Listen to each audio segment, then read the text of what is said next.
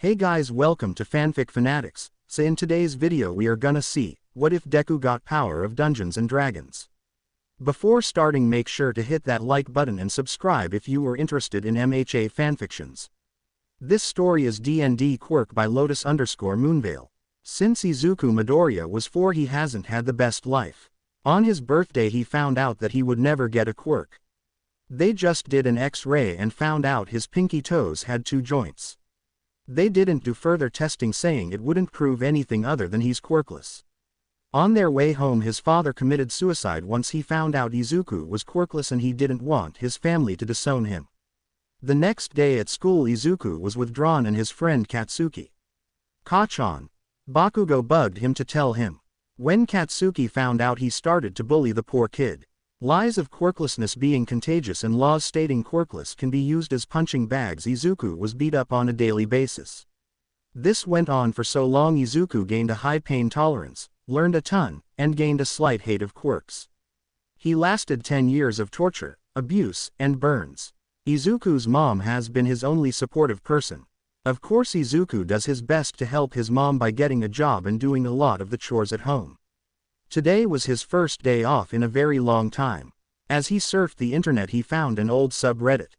On this subreddit they talked about a game called Dungeons and Dragons. He read stories and saw lots of awesome artwork. The stories ranged from so silly he couldn't breathe from laughing too hard to those so sad he would have cried if he had a tear left. The artwork was breathtaking as well. Worlds of many colors, different races and classes, and the magic they drew. After a while of surfing he found the art and story of a character called Izuku the God. This character's story was about how a kid became a god after finding the lost relics of power which hide in plain sight. The art somewhat looked like him but in an armor set that looked like it was made of emeralds and jade. As Izuku looked it over he made a wish that would change his destiny forever. I wish I was like these awesome characters. As those words fell from his lips the drawing of Izuku the God changed from frowning to smiling.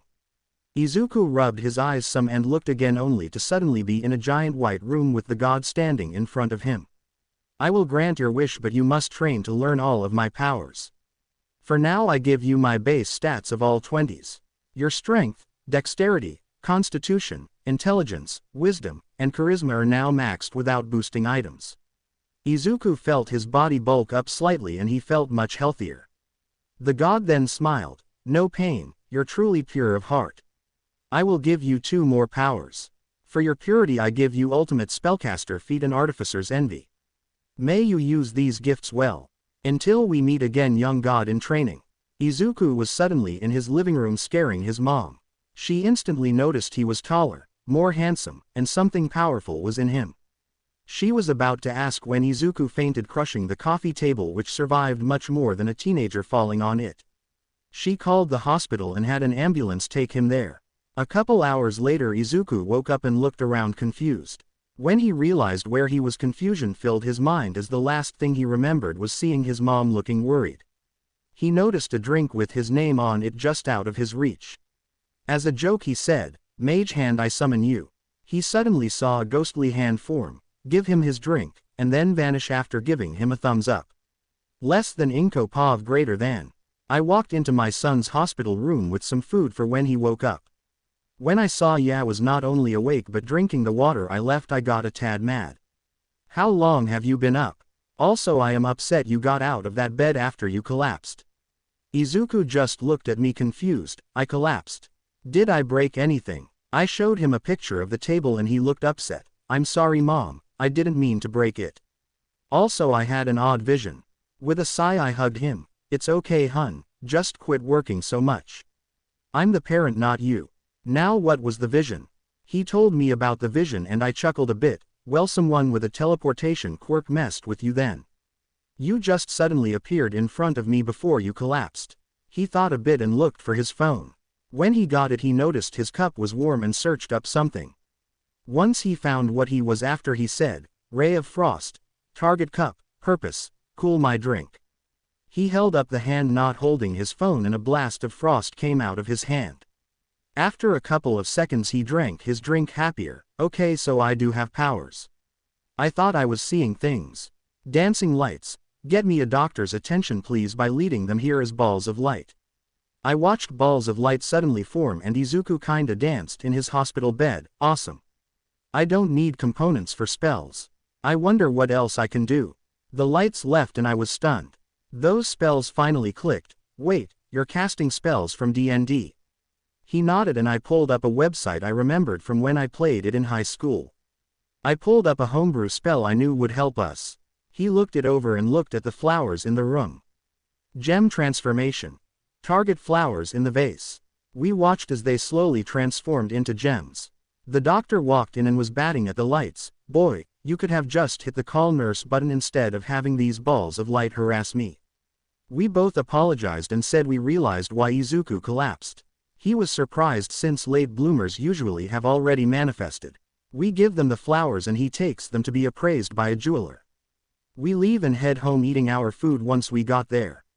That's when Izuku thought of something. Mom, make a spell for me right now, I wanna try if I know it's homebrew if I can still cast it. I sigh. Let's do the testing tomorrow, hun. We have the weekend off. I already called our respective bosses and they gave us time off. He nodded and I wrote him a simple one I called Student's Blessing. It will teach him everything about anything he wanted forever. He quickly used it and he smiled. It works. Tomorrow I will see if I can homebrew spells. Night Mom, I love you. He mended the broken coffee table then went to bed with me chuckling. My son is going to make a lot of people mad with his power. Less than Izuku Pav greater than. I woke up the next morning and headed downstairs before Mom could. After deciding what breakfast would be, I created a new spell. Instant breakfast. Bacon, eggs, waffles, toast, coffee, and apple juice. As I finished talking, Mom walked in and the food suddenly appeared on the table. She hugged me. Morning my awesome son. Guessing you just made that spell. I nodded and we began to eat. After breakfast the dishes suddenly vanished as if they never existed. That was cool. I didn't write that in but very useful. I watched as it got added to the spell as it had to be written down somewhere for it to work. Mom, what's an artificer in D&D? She explained they cast magic through machines but since I can cast any spell that's not needed. Once she finished I smirked. May I get even with the bullies at my school? She nodded and kissed my forehead. Sure, your father's blacksmith stuff is in the garage. Promise me you won't do anything dangerous. I nodded and quickly headed to the garage.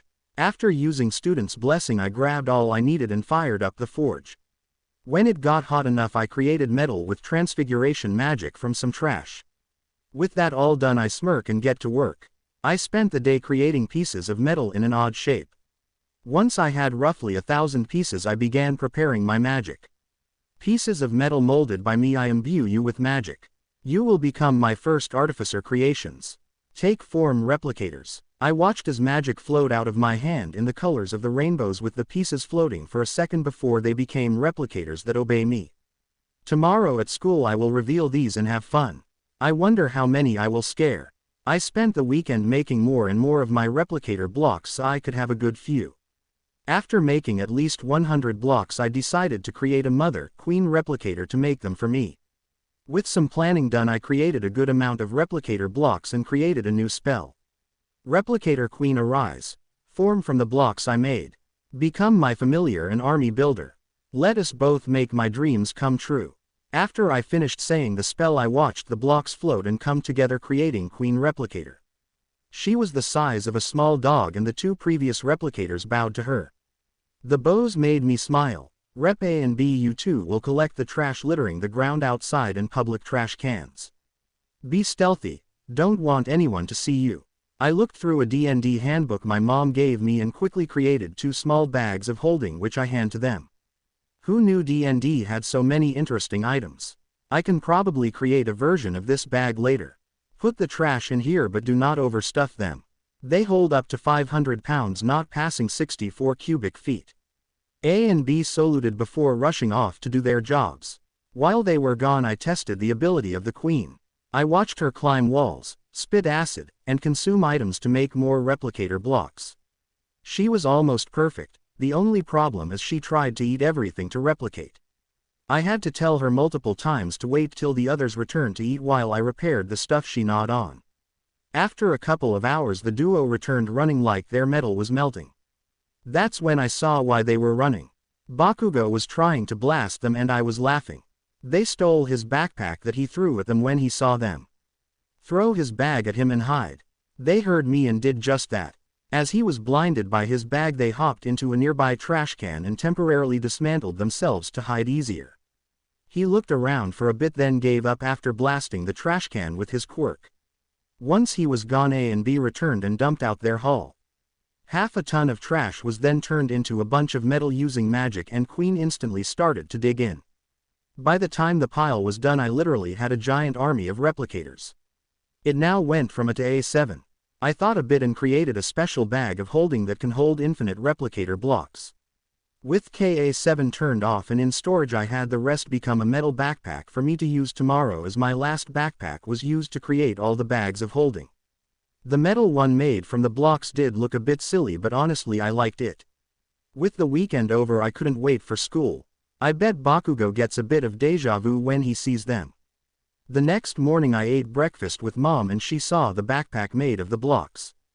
She smiled glad I upgraded from the burned bag that I've used for a couple of years. I did the dishes and rushed to school so I can be there early.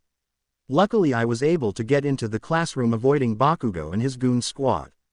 As he walked by me to his desk he kicked my backpack only to hurt his foot. Damn nerd, how many books are in that backpack? Got a library in there. I shook my head, just the class stuff Bakugo. The backpack is made of a stainless steel and vibranium blend. He laughed, looks like tin to me. You'd only be able to get that if you stole it. I smirked when he tried to grab my bag only for it to move away. Bakugo was stunned for a little bit as each time he reached for it it would move away. When he stopped it would return to where it was. His goons tried as well only for similar results to happen to them. Class started and my replicator backpack gave me each book I needed when I needed them. By lunchtime Bakugo is visibly fuming and his palms are crackling some. Before I could stand he grabbed my shoulder. What's with your bag, nerd? I winced in pain as his explosions burned my shoulder. This triggered my replicators for a funny result, well funny for me that is. They put my bag of holding and replicator block bag in my hands as they become their original forms. Goon Squad backed away quickly as they saw the hissing metal bugs form and protect me. Bakugo recognized them, so you made the backpack thieves. I laughed and stood up. You threw it at them and I guess the mistook your rip-off bag as trash. I start to head to the door when suddenly I heard a blast against metal behind me. What I saw made me smile more. Interesting, they formed a wall in less than a second. That's a new record. Anyways, lunchtime. I left with my replicators around me in a circle with two on the ceiling. Everyone avoided my replicators as Queen got onto my back and shoulder taking my bags of holding back. I ate lunch alone and messed with my replicators. We tried many forms and I was easily able to use them as armor. With my testing done I headed back inside with my replicators calmed down and had them become the bag again. Bakugo was growling and the teacher said they would do a job apprehension test but everyone wanted to be a hero. Show of quirks except Bakugo. He says he will get into UA alone and the rest of us are extras. Seriously, does he think he is a main character in a manga or something? Then the teacher caused the best thing possible. He said I wanted to enter UA. Bakugo instantly tried to blast my head off. Of course, he failed hard. My replicators were already defending me and the Queen hissed at him angrily. Bakugo, don't try again. Queen is starting to hate you and you just met her before lunch. Everyone was shocked as I glared at Bakugo. What is this shit, nerd? You've been hiding your quirk from me. I began to laugh, sounding a bit crazy. Nope, just a late bloomer and my quirk is yet to be named. I then saw something pop up next to me. It was a floating scroll with a replicator drawn on it and a note. Quirk upgrade. Unlocked replicator king, unsettling laugh, race shift, and class shift. I read it and watched the scroll burn up. Can I spit on him, your highness? I want to make him scream. I was stunned until I realized I understood it was Queen talking in clear English. Don't spit. Don't need the nuclear Pomeranian getting madder. Plus your acid helps you turn metal into more of you guys. His face would be unrecognizable. Everyone quickly backed away except Bakugo. He just growled. What did that metal roach say? I then realized that I can understand them, they were still talking through clicks. Queen wants to make you scream in pain, but I told her no. Also back off, I have a lot more replicators than just the ones you see here. He swung and I ducked easily, so predictable. While Queen was hissing, I noticed that one of my replicators had snuck over to a big window and opened it. The bell rang signaling the end of school and I chuckled, you know what? You always tell me to take a swan dive off the roof. I'll just jump out the window.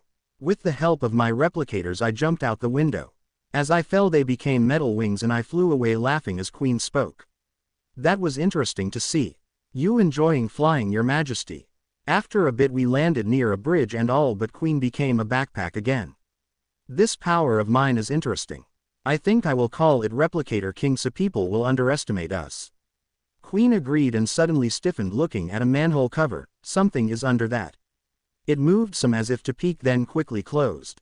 I smirked. Come out, sewer dweller. Queen saw you move the manhole cover. Out came a slime villain. He groaned. I was going to sneak attack you. Oh well, you're my new host. Slime for Brains tried to attack me only for my pets to trap him. He was put into an airtight cage made with replicator blocks. That's when All Might showed up. Where did the villain go? I pointed to the box and kicked it. This resulted in audible cursing from the slime. My Quirk is quite flexible. As he looked at a replicator block he coughed up blood and started to steam. Queen block all exits, reinforce cage. A flood of replicator blocks flew out of its bag and closed off the underpass, even the manhole was reinforced. The steam stopped and I saw a sickly skeleton. Don't tell anyone about this. I don't need people worrying. I walked over and popped my knuckles. I will if you keep what I'm about to do a secret. He looked worried but nodded. God's blessing. Ultimate heal and boost. A green light came out of my hands and healed him. All of his old wounds vanished while he suddenly regained his muscle mass. With the healing done I felt tired and knelt down with Queen getting a tad worried. All Might helped me stand up and hugged me. Thank you so much. I can now be a full-time hero again and save people. I nodded and said, glad to help. I have multiple quirks but I just want Replicator King to be the known one. I'm a late bloomer and it suddenly manifesting nearly killed me. He looked worried. You were born with your quirks yet they didn't manifest. I nod and recall the blocks as I have some become spider legs on the cage. Let's turn him in. If I am punished for quirk usage will you tell my mom what happened? I asked as I sat on the giant metal spider. All Might nodded and started to walk to the police station with me. People wanted his autograph and I had to have people back away from the cube multiple times. Queen got mad and had replicators become a ring of bug-looking suits of armor with massive shields. Less than All Might POV greater than. I heard the metal bug controller talk.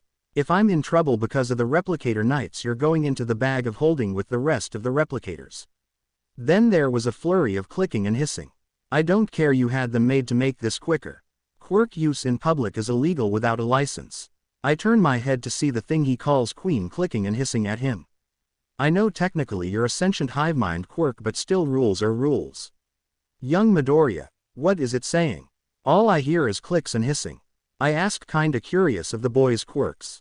Even though they could be from All for One. Queen was arguing that she doesn't like her children being forced to hold Sludge Head anymore. That and the punishment is unfair if I get in trouble since he did try to kill me. So your quirk Replicator King is kinda explaining itself since your quirk can make more of itself. He nods and then winces at a flurry of clicks. She can create more. She finds it rude you call her an it. Her kids are its. All Might chuckled. I didn't mean any offense but never talked to a sentient quirk with a gender before. Clicking and young Midoriya translates. I know I didn't teach her those words but she said that she's never seen AF Airhead that inflates himself like a certain type of doll. He sounded so uncomfortable saying that I couldn't help but laugh. Don't get into an insult war with me, Queen. I've heard a lot worse, your metal cockroach. Some clicking that's nice and gentle. She says thanks for the compliment. Roaches are nearly unkillable. I sighed. I forgot about that. You win this round. If we see each other again I will find the best insult. More clicking and a laugh. She says bring it Air Might. We turned in the slime villain who tried to escape only for a wall of the odd pieces of the cube to stop him. Once the slime guy was in his cell, the pieces went back into his bag. Queen was clicking as the cop scolded young Midoriya. The cop got mad and tried to hit Queen with his nightstick only for her to eat it. I'm not joking. She ripped it out of his hand and ate it, making a small wooden replicator which sat on her back. Queen, they can't understand you. Also, it was rude to try to talk over them. She was yelling that it was self-defense when we trapped Sludge Head. He wanted me as a bodysuit. The replicator knights were because she didn't want to risk him getting out and kill me, resulting in her and the other replicator's death. Also sorry about your nightstick, but she felt threatened. The cop sighed and left for my future friend Detective Naomasa Tsukauchi to enter. I am going to ask you some questions. I want the truth. Did you instigate the fight with that villain? No. Clicking. Hush, they can't understand you. Is it true you were quirkless till last Friday? Yes. I fainted shortly after getting it. Was your quirk given to you? I don't know. I had a vision that a night version of me gave it to me. Do you know of a person called All for One? Only the rumors he was alive when quirks first formed. What is your quirk? Replicator King. You've told the truth until now. What is your quirk? I don't fully know. I've split different aspects into different quirks. The ones I know so far are King Replicator, Ultimate Spellcaster, Artificer's Envy, Unsettling Laugh, Class Shift, and Race Shift. Also, as I unlock more of my quirk, a scroll shows up with the stuff I've unlocked. Sounds like D&D feats. That's what my mom said. Wait, my quirk appeared when I was looking at art from D&D players. Incoherent and rapid mumbling. Young man, can you focus please? Queen hits him. Ow. Sorry and thanks, Queen. Clicking. I can't help it. I've had the habit forever when I analyze quirks and usage. What do you think my quirk is? Most likely your quirk tells you who's lying or telling the truth. It may just be subconscious training that lets you see signs of people lying easily. Then again, you might have synesthesia, a neurological condition which is a mix of the senses that lets you see words and color them based on tone. Amazing. You not only guessed right but actually guessed how I know. I'm going to send you to a friend. They will give you an IQ test. Naomasa left, pulling out his phone. Young Midoriya and I left the room while talking some. I got a text from Nezu saying he wanted to meet the kid. I got a taxi and told the kid to get in. When we arrived at Ueshota, Aizawa was there in his stupid sleeping bag. Hello, All Might. Nezu is in his office. Who's the runt? The kid was basically starry-eyed. You're Eraserhead, the underground hero. You avoid media and fight basically quirkless as your eye-based quirk stops theirs from working unless it's a mutant type. Aizawa looked stunned. How do you know my quirk? Young Midoriya blushed. I've seen a few of your battles personally and I've watched the video of you fighting the gang. Your hair gives away when your quirk is active. Also, I bet you get dry eyes since you can't blink. Aizawa nodded and got out of his sleeping bag. Impressive. I think I will join the meeting after all. Oh yeah, my name's Izuku Midoriya. Also, you do know there are sleeping bag suits. That got Aizawa's attention. They talked a bit as we headed to Nezu's office. Once there, Izuku looked at Nezu. Either that's Nezu or their pet. If that's Nezu, either their quirk made them an animal or they were a lab testing animal and they became really smart. Impressive, Mr. Midoriya. So I heard your quirk is evolving and tells you when it does. He nodded and quickly dodged to the side as a whip was launched at him as an attempt to grab him. Queen got mad and yanked the whip out of Midnight's hand while pulling her out of the shadows. The whip was made into another replicator with small mini whips on its back. That was my favorite whip. A flurry of clicking filled the room and young Midoriya sighed. Queen says you shouldn't have tried to attack me with it then. Also, thanks for whiplicator if I heard her correctly. Oh, I did okay and I will do that later, plus he needs to be bigger later. The whip was leather, iron thread, and a mix of sleep-inducing drugs. Midnight nodded and backed away, afraid of Queen. Nezu was amused. Such an interesting quirk. So let's do this IQ test, okay? Young Midoriya nodded and started to fill it out with what looked like a metal quill. Midnight, Aizawa and I left the room to talk. He is a young hunk. Where did you find him? I sighed. I was chasing a sludge villain, and when I hopped out of the sewer, young Midoriya had caught him in what he calls replicator blocks. He can speak to the one he calls Queen, which as you saw can make more replicators. Aizawa smirked. I want him in my class if he does the entrance exam. Him and Midnight argued a bit before they noticed that I wasn't deflating at all. All Might, I may be the R-rated hero, but you can leave muscle form and look normal. I won't try anything in your weakened form. I chuckled. No need to any more, that kid healed me too. Can't say how since I promised him not to. After a couple of minutes we heard Nezu scream. We rushed in only to see that he was looking over the test he gave young Midoriya. What's wrong? Did I fail it? Nezu shook his head. The complete opposite. You got a perfect score, which is a first. Even I missed some questions. That stunned us all and young Midoriya dropped his quill. After a few minutes Queen started clicking and started to stomp when he didn't reply. After a bit she grabbed the quill and wrote on a piece of paper, "What does that mean, you bear wannabe?" Nezu snapped out of it. It means he is the smartest person in the world. Queen did what I assume is a dance before clicking to young Midoriya. Sorry, I was just stunned. Nezu's IQ is supposedly over 200 and I did better on his test, meaning my IQ is way above that. Mr. Midoriya, this will be a first. I officially accept you into class A-1 as of now. You don't need to do the entrance exam, but if you want you can do the physical bit, Nezu said as he started to do the paperwork. Wait, what? Nezu yelled. You all heard me. Mr. Midoriya is now going to be in a -1 next school year in 10 months. Also, why do your files say Quirkless? Less than Izuku Pav greater than. I gulped as Nezu asked me the dreaded question, why do your papers say Quirkless? Before I could answer, a bright light suddenly appeared in the room and spoke. I gave him his powers.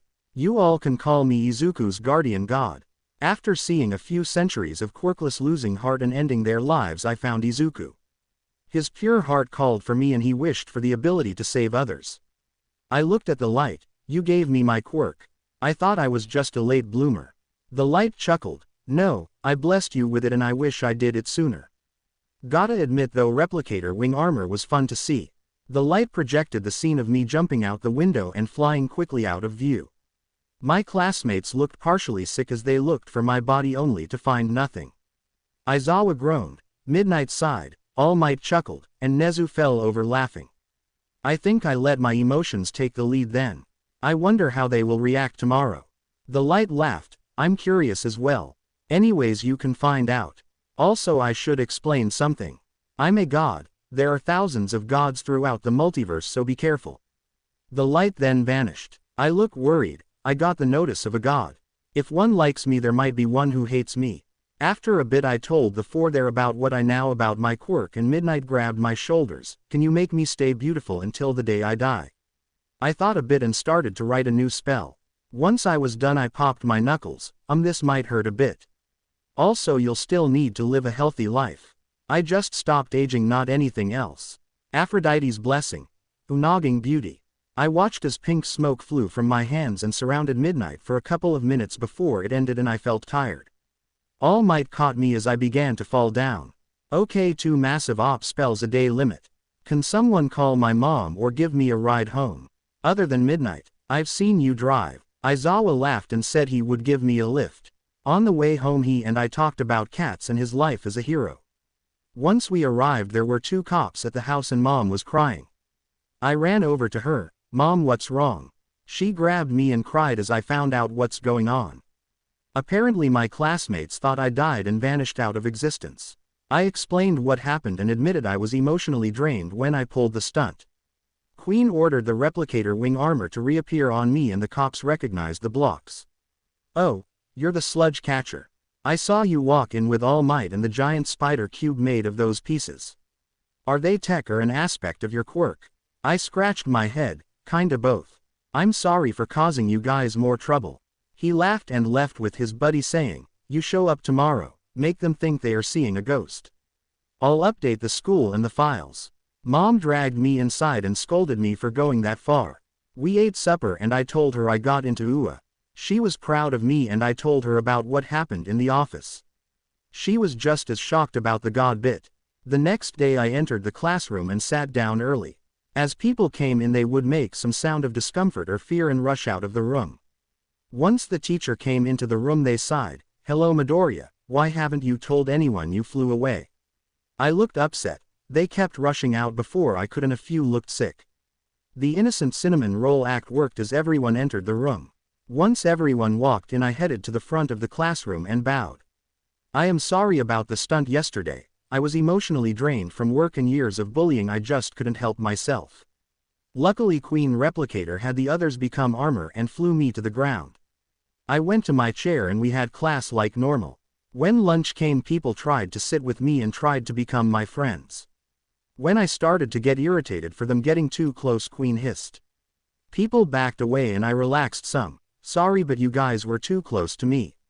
I need to be able to breath." They all apologized and we all ate lunch somewhat easily. Queen kept people from touching me when I flinched. After school I ran home and saw Auntie Mitsuki and Bakugo in the living room. "Oh Bakugo, why weren't you at school today? You missed a test in science." I got a tackle hug from him as he rambled off apologies. He then explained his bullying was originally just to protect me from dying as a hero. He didn't mean to go so far. I forgave him and they joined us for supper. Before supper I went into my mini blacksmith shop in the garage and started to make something from metal. Replicators through J collect trash please. No stealing backpacks and other people's property even if they throw it at you. They left and Bakugo lit the forge for me. So they collect trash and that's why I saw one leave a trash can. They can do a lot more but with my quirk I can do a lot. They are just a bit of it. Yes Queen, some of the trash will become leather and iron for Whiplicator. I grabbed some metal I already had and began to mess with it, slowly making it into an item for Bakugo. About half an hour later all 10 replicators I sent out returned with all but one dumping their haul. Bakugo was stunned and looked at all the trash. "I will explain in a bit Bakugo, just let me get to work." I changed the giant pile into the mix of vibranium and stainless steel, then made the smaller pile into leather and iron. "Okay, explain how you are so powerful. You literally turn trash into metal and leather." I laughed and told him that after looking at D&D stuff I jokingly did a spell and it worked. After that I finished what I was making and handed it to him. He put on the gloves and looked confused. I showed him that they make his explosions more focused. Don't use these on anyone but villains, also use them for your test into UA. With them on his hands I tinkered with them to make it a simple movement of the thumb to expand or focus the blast. "Thanks and I will." "Wait, I thought you were applying to UA." Bakugo said, a tad confused and worried. I shrugged. "I will think about it. I rather not step on your big ego." "Hey." We both laughed and went upstairs for supper with Katsuki showing Andy what I made him. No offense Izuku, but will it be able to handle his explosions? I nodded. Right now it's a mix of vibranium and iron. As his quirk gets stronger from use I might have to change its metal mix, but I will only do as needed for it. If I use a mix that absorbs about 50% of his blast now it would just be a small firecracker. After they left I headed back to the garage to see Queen still eating. Starting tomorrow after school I will start to clean up a beach. That way I do a good deed, strengthen my body, and increase how many spells I can do a day. Queen asked, "Can I make more replicators? Might be able to make a battleship with enough." I laughed softly, "Sure, but what will be the ammo?" In her own way she gave me a, "Seriously? Look, oh yeah, you guys could be used as ammo." Well, I'll make the beach stuff into wood once I've moved it and such for floating replicators.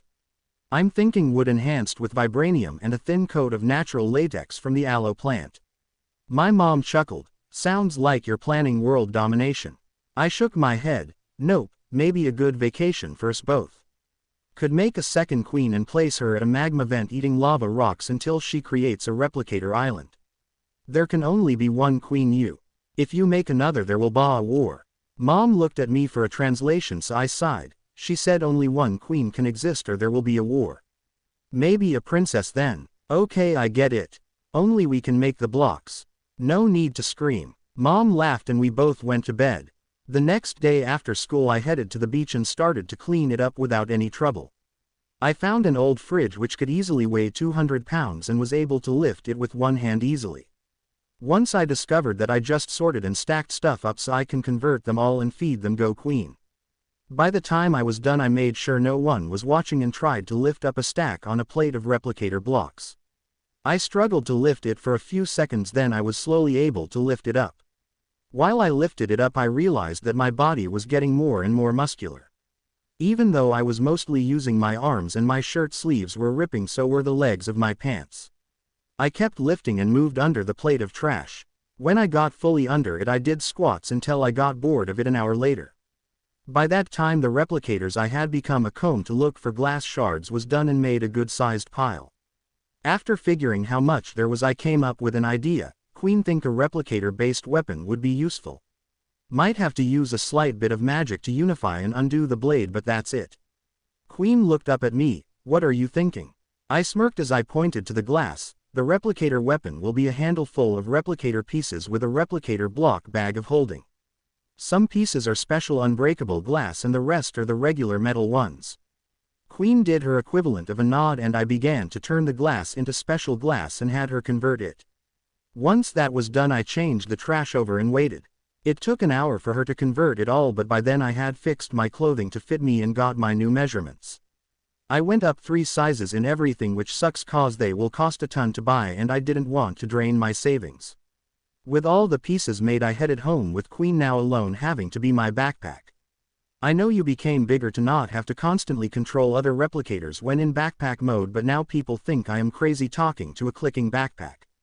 Queen hissed. They insult, I attack. I groaned. You can't just attack people.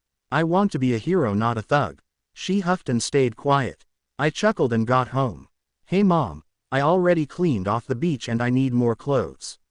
I accidentally gained a lot of muscles. When she looked at me she sputtered a bit. You're also a good bit taller. You're almost as tall as your dad. I nodded and went up to my room to grab all my clothes. Queen sent out a group to collect town's trash again. Need the matter for my clothes and school uniform. Mom, I'm going to make a new item, avoid the garage. With that said I spent the night making the handle for the replicator weapon.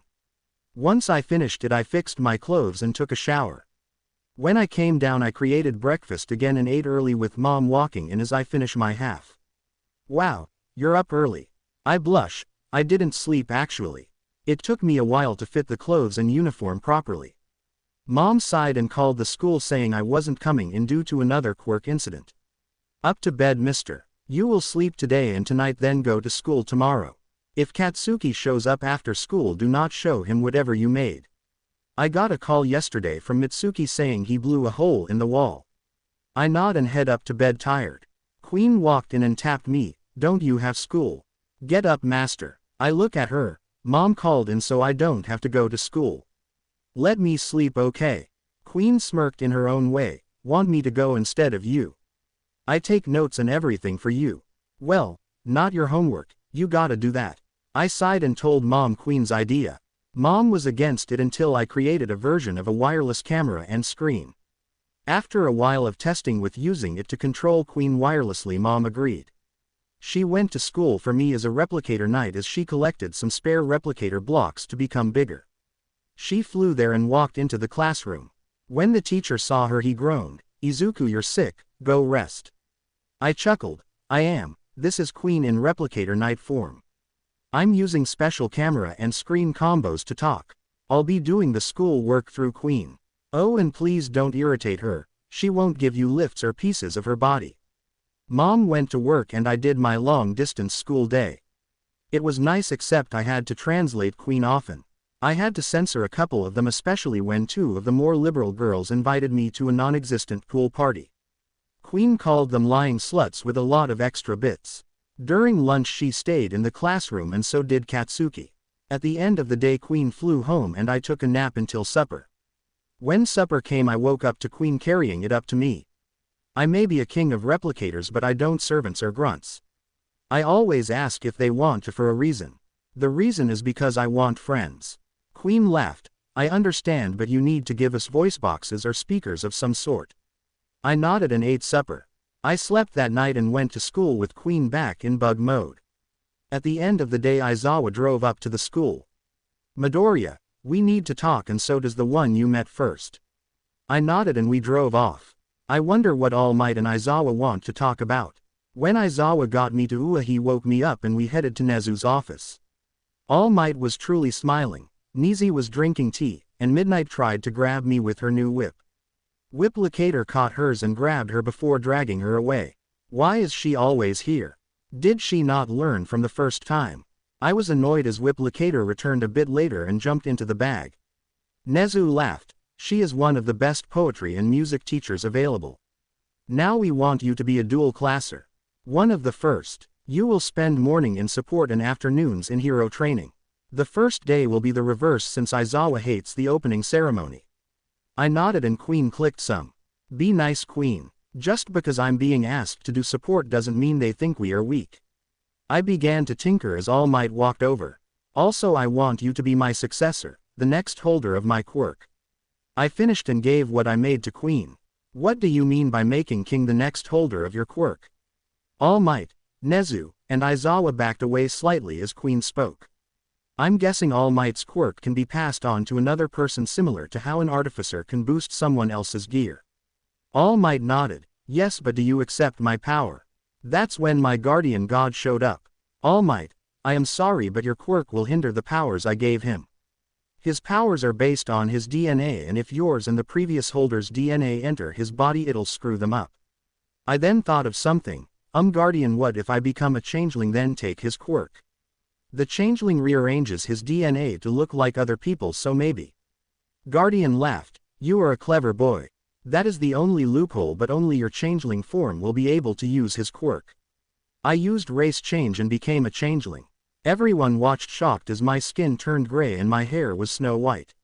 That's when Midnight walked in and screamed. I smirked and became her, clothing and all. She tried to hit me with her whip, but I caught it and yanked it from her. Hello, you slut. How about you kneel to the real queens of Japan? Nezu was laughing like a madman. Aizawa looked amused, All Might was chuckling, and Midnight knelt. I changed to look like my old self and tossed her back her whip. Midnight, it's best you leave the room.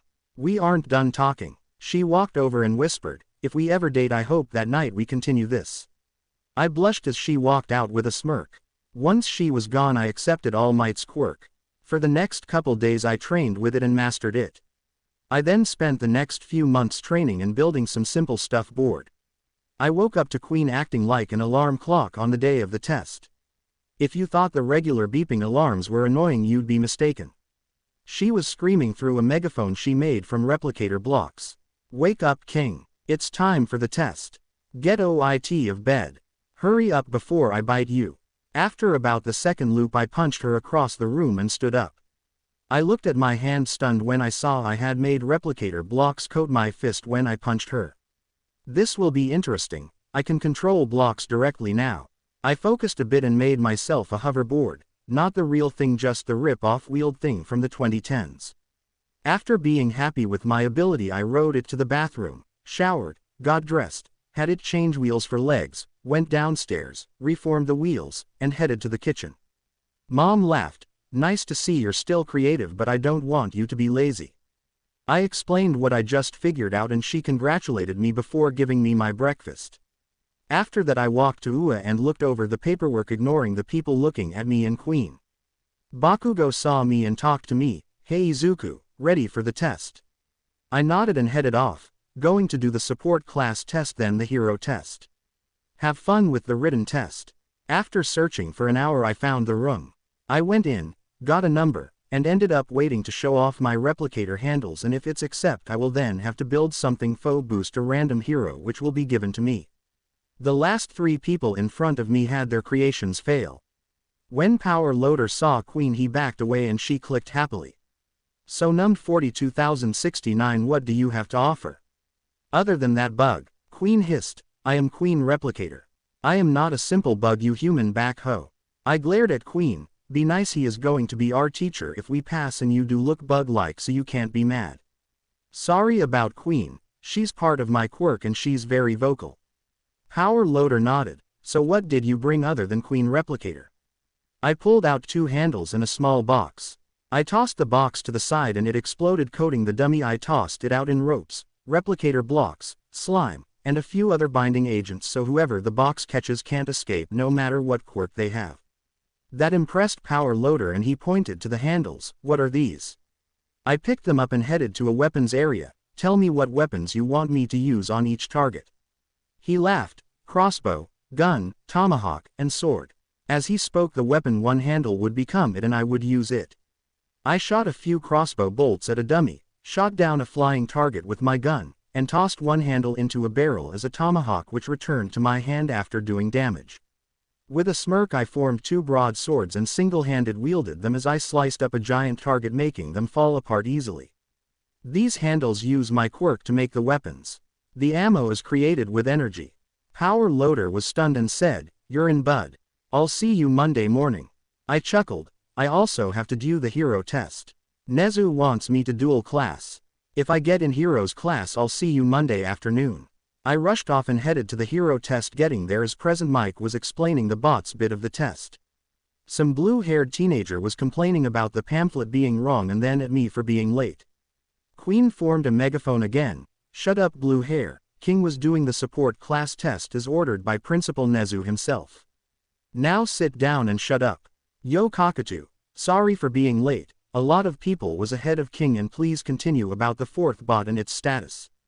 Present Mike yelled back, "Thank you, Queen Replicator. Now how about you turn into a backpack and shut your clickers?" I grabbed the megaphone. "Be nice, she might summon another swarm." I then headed to my seat and sat down for the last of the meeting until it was physical test time. I got onto the bus and headed to my test site and smirked as I talked to Queen. Should I do close or ranged? Close and speed. Maybe also bomb arrows. I nodded and set up a handle as a giant sword and a crossbow. Right when the doors opened, I rushed in, forming replicator flight armor. I jumped up and started to blast bits of the bots away suddenly. Follow that bug, boy. There's no countdown in real life. I chuckled and let them find some bots as I send out a flood of replicators.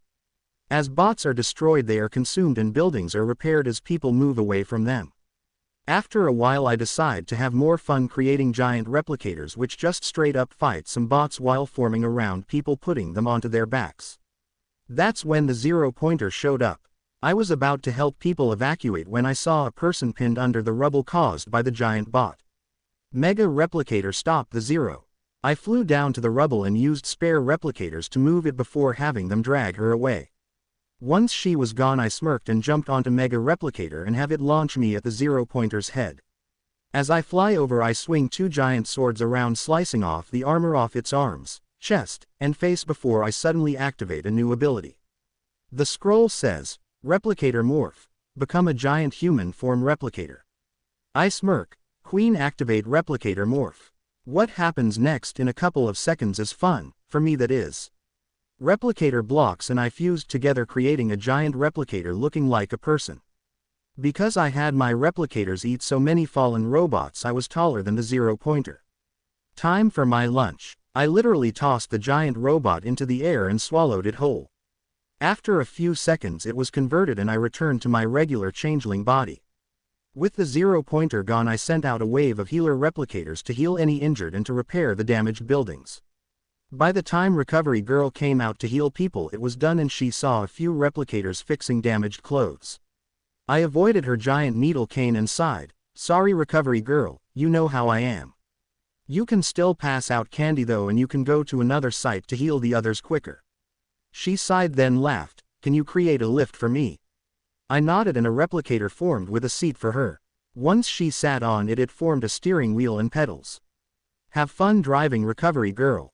It also has some healers and others to help pass out candy in it. She smirked and nodded, "Let's burn rubber." She was then gone. Everyone suddenly had candy in their hands and you just see a trail of smoke climbing up a nearby wall. Queen and I look at each other. I think I messed up Queen. All she did was nod and sigh. I reformed the flight armor and followed her. Honestly, I might have given her giant replicator transport too much speed. I had to fly ahead of her and signal it to slow down as I moved people out of the way, as a lot were injured here. Recovery Girl and I spent the next hour healing all the people and me making sure she slows down when she is halfway down the wall into the next site. When we finished, I got her to her office and took back the replicators. She understood. I kinda went speed demon on the one you gave me. Sorry about that, but I enjoyed that ride. See you Monday if you get hurt. I chuckled and headed home as I popped my back. Queen was currently napping in the bag of holding, so I had some peace and quiet. Once I got home I ate supper and went to bed where I slept soundly. Today was bonkers. I groaned as I punched Queen again and sat up. I know you like being my alarm clock, but I'm not in the mood to get more disturbing the peace tickets. Seriously, if I get one more ticket for it I am removing your speech cube. She nodded and ran off to do something. I headed downstairs and ate my lunch because I slept in. The test was literally yesterday and using a lot of magic tired me out. As I finished eating my sandwich I turned on the TV to see a video of me in giant human replicator form eating the zero-pointer on the news. This made me worried as the giant form is just me a lot bigger. When the clip ended the news reporter claimed I was a villain attacking UA, destroying its property and, should I be seen I will be immediately arrested. I groaned and called Nezu. You have a leak or someone snuck onto the school grounds. There's a clip of me eating the zero-pointer on the news. I told him a bit irritated. Nezu chuckled. Don't heroes in training usually want the spotlight to themselves? What's wrong with it? I growled. Oh, I don't know. Maybe it's because they said I was a villain. There was silence for a bit before I heard windows breaking, a flurry of cuss words, and present Mike screaming like a bitch.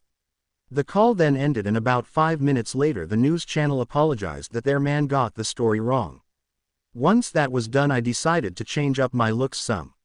I made my hair the same color as the metal replicator pieces, made my freckles shine some, turned my eyes a deep blue, and made myself a little bit shorter and less muscular looking. Happy with my new look I sent a picture of it to Mom and Katsuki saying, I'm going to look like this for a bit. The news called me a villain then retracted it about 10 minutes later. You know most won't believe it. Once they both said okay I headed out to get some air. Walking down the street nothing major happened until some idiot saw Queen on my shoulder.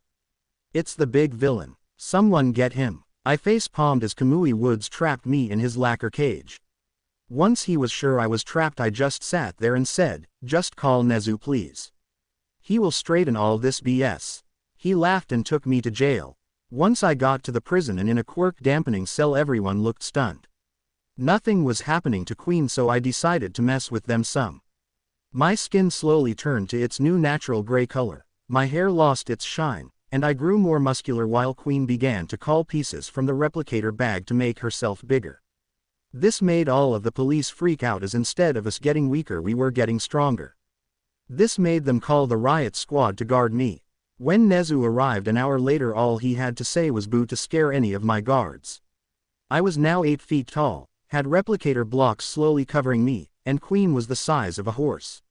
Midoriya quit messing with the police. I know this stuff doesn't mess with your Quirk. I sighed and returned to the look I chose this morning. You had to ruin the fun. I was going to form claws and roar at them. I then decided to try out my unsettling laugh.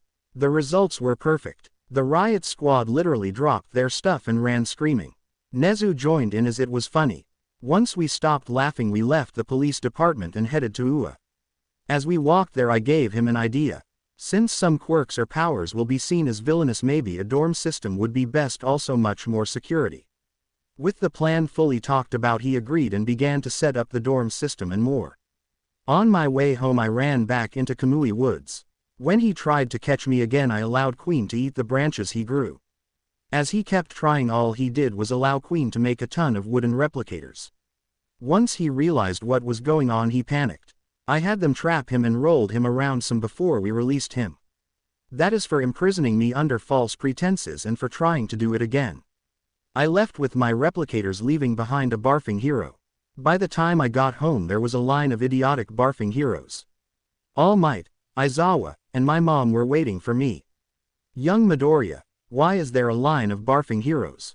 I sighed. Kamui Woods falsely arrested me then tried again. The others then tried so I made hamster balls around them and rolled them around until they gave up. What I don't get is that when I was with Nezu they didn't attack me. That final bit made All Might and Aizawa furious. They said they would look into it and both left in a huff. Mom sighed before suddenly getting an evil grin. Izuku, how about you and I make some more homebrew spells and items? I walked in and spent hours making a collection of prank spells to use on heroes who attack me tomorrow. I might have to make a villain persona for tomorrow for when I prank stupid heroes just in it for fame and money. After a good night of sleep I decide to create a villain version of me. Using my new changeling body I created a new look just to mess with people. My new look was based of an ancient cartoon series called Street Sharks.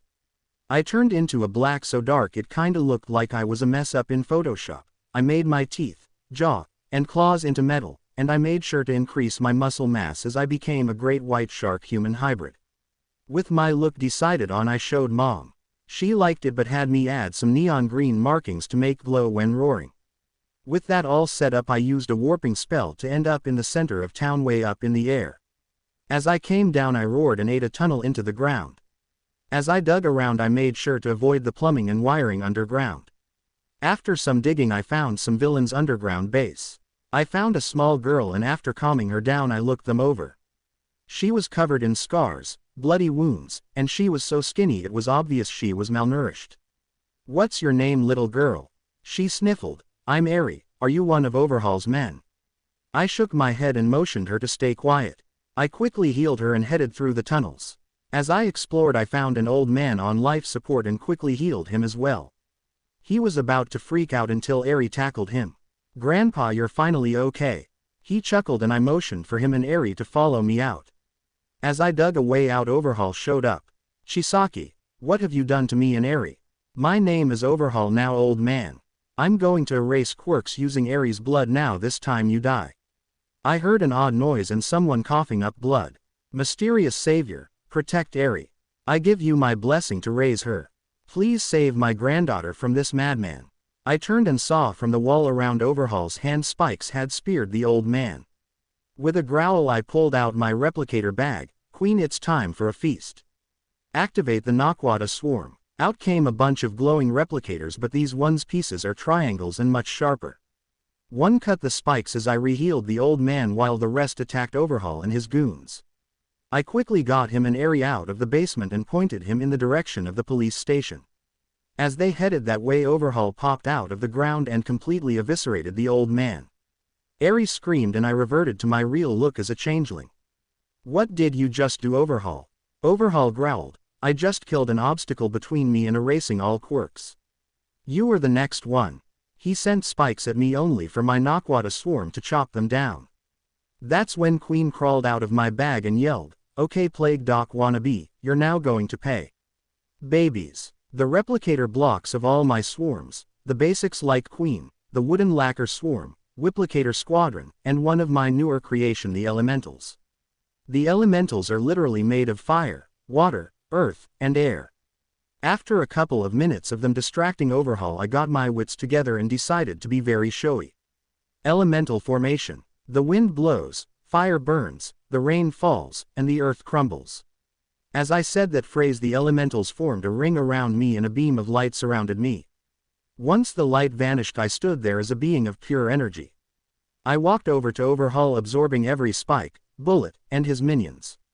Yes, the heartless bastard used his own henchmen as weapons against me. Now I am beyond furious and this bastard will pay. With a swipe of my hand I cut off both of his hands and cauterized the cuts. "You dislike quirks so much I will grant your desire. How about a peek at what you want?" I then hit him with a vision of a nightmare world where everything collapsed since quirks are now the base of our civilization. The nightmare caused him to pass out while I stayed as an energy entity for a while. I motioned for Eri to sit still as I stood ready for any trickery that might happen. After half an hour the police arrived and freaked out when they saw me as energy and playing tic-tac-toe with Eri. When the living lie detector walked over to me I sighed, "Hello again, truth detector. I never learned your name but I know your quirk. The truth is I was planning to prank some heroes since they kept attacking me yesterday. Instead I found an underground base where they tortured this girl using her blood for something. I then found her grandpa. I healed him only for this plague doctor wannabe to make him into a puddle. That's when I made myself into energy, let him see the future he was working towards, and removed his hands so he's quirkless." After a few hours of questioning and me helping officers beat what was left of Overhaul's gang I took Eri home with me. Mom was happy to help take care of her as I slowly became flesh and blood again. "Mr. Lightbulb, what will you do to me?" Eri asked once I was done changing back. I chuckled. My name is Izuku and I will be taking care of you. It was your grandpa's final wish. As I said that, Mom pulled me away. Why didn't you revive him? There are resurrection spells. I sighed and shook my head. I can only resurrect those wanting to return. Plus his body was completely destroyed. I need at least a hand. She looked sad until Eri walked over and hugged my leg. Izuku, can we play some? I was never taught how. I quickly grabbed my replicator bag, A to Z for collect trash for me. Let's make Eri some stuff. Queen got onto my shoulder. Hello Eri, I am Queen Replicator. I make the others you see flying out of the bag. Eri was watching in awe until Queen to her. I knelt down so she could see Queen better. So you're kinda their mommy. Queen laughed. I guess so. I'm their creator and queen. Izuku is the king as he created me. Eri smiled more. Does that mean Izuku is royalty? I shook my head. No sweetie. It's just an honorary title since I made them. I headed to the garage as some replicators returned. Eri followed me as I turned the first batch of trash into plain cotton fabric. Once I got a good few skeins of fabric, I saw Eri playing tag with a few replicators. She was having fun as she ran from and at them as they began to get bigger and become humanoid as multiple replicators became one person. Mom walked in. Eri, come here please. I need to measure you for clothes, okay? Eri ran over and let her. Once Mom got the measurements needed, she gave me the clothing sizes before running off for the undergarments. I let her play with the replicators until I hear her stomach growl. Once I heard that, I instantly turned around and knelt down. Eri, how about we get lunch, okay? Eri looked confused. What's lunch? I already had my meal. That set me off. I motioned Eri to follow as I headed to the kitchen. When we go there, I had a few replicator blocks become a high chair with spider legs to move her around so she could watch. I made some scrambled eggs, bacon, and toast. She watched as I made everything using 2 replicator handles. She watched in awe as I would flip bacon, then whisk eggs with the parts switching out as I would butter toast and cut it with the other. I fed her as Mom returned to Eri eating in a high chair that was moving around the kitchen to set her at the table. Mom laughed and we all ate lunch as the rest of the replicators arrived and returned to the bag. I did the dishes and got back to making Eri some clothes and toys. By supper time she had a full wardrobe, a couple chests of toys, some puzzles, and I had drawings for self-defense gear for Eri. Then Eri came flying through the garage door and hugged my leg. Daddy, it's time for supper. I knelt down and looked at her. So I'm guessing you want me to adopt you? Eri nodded as Mom came in. She already calls me grandma, so why not? I nodded and picked up Eri. Okay, after school tomorrow I will get the paperwork done, okay? Eri nodded and the god who gave me powers popped up. I quickly bowed. Good evening, Guardian. How may I be of service? He laughed. Actually, I was here to help you out. I looked confused until both Eri and I got scrolls. She got the same abilities as me but replicator princess. I looked at mine and I have 2 new things. Quirk Collector and Savior's Blessing. I looked them both over and Eri looked at her scroll confused. Daddy, what's this floating thing? I chuckled. It's a new quirk for you, sweetie. You got the same as me. As you gain use and mastery of the ones you have already. For example, you can command all replicators other than Queen. She tried it out and clapped as she had them become different animals and such. Thank you, Guardian. I will use these gifts and train Eri to use hers. Guardian chuckled then vanished. Over supper I explained what Guardian was and her new quirk as I looked my scroll over with a ton of quirks under Quirk Collector. It seems every quirk I've seen used or been within a mile of. Tomorrow at school shall be interesting as hell. I called Nezu and explained what happened and he said the paperwork would be ready after hero class. I can bring Eri, he and a few other heroes would tutor her some, and he was worried how our bodies will handle multiple quirks beyond feats. I set up a hammock for Eri with some extra soft cotton fabric stuffed full of memory foam, creating a plush soft hammock. I then had replicator blocks hold up her hammock in my room before we both went to sleep. Good night, Daddy. Good night, my snowball princess. Unlocked feats. King Replicator. Lets Izuku control Replicator and their blocks. Also lets him speak to Queen without a translator block. Ultimate Spellcaster. Can cast any spell, cantrip without materials, vocalization, or hand motions. Also unlimited spell slots. Artificer's Envy. Can make anything mechanical or magical without any problem. Even can create. Homebrew, Stuff. Unsettling laugh. Izuku can laugh in a way to make all who hear it fear him. Only those mentally warped are immune. Best example of immunity is Nezu. Class shift. Lets Izuku become any class from D&D. Currently an artificer but can become a ranger, fighter, monk, etc. whenever he desires. Race shift. Izuku can shift between any D&D race including homebrew races. Currently a changeling due to One for All. Replicator morph. Become a giant human form replicator. Savior's blessing. When saving others you can heal those you're helping, undoing any injuries as they form. Quirk collector. Gain a copy of any quirk you've been within a mile of. This feat is very dangerous as you gain that quirk's drawback unless you figure out how to remove them. I smirk and punch Queen into the air right before she becomes an alarm. Got ya this time, Roach Queen. Now from now on be gentle with your wake-up calls. We have a young princess here. She growled as she reformed on the ground. Dirty trick king. I thought you were still asleep. I laughed and stuck out my tongue before I generally woke up Eri. Eri, time to get up. We have to go to school. She slowly woke up and went to shower and get dressed. I headed downstairs, summoned breakfast, and got my mom up for work. After I got mom up, Eri came down to eat. I showered, and ate as well. I put Eri on my back and remade the cheap 2010s hoverboard thing. Hang on tight, Eri. This is going to be fast and fun. Replicator blocks wrapped around us so I couldn't accidentally drop her. With Eri secure we took off. Of course people were stunned when I had the replicator board, as I'm now calling it, launch over the road, walk on walls, hang from the underside of the overpasses as we headed straight to Ua. People recorded what I was doing as Eri was laughing and screaming as she enjoyed it. Once we arrived at Ua I dropped her off at Nezu's office, signed the adoption papers cause why not, and headed to A-1. I of course left Eri some replicators which numbers are almost always growing. I left her A to Z, Whiplicator Squad A, Elemental Set A, and Lacquer Platoon A. As I walked to A-1 I spoke to Queen. Of course it ended up an argument as she didn't want another queen to exist.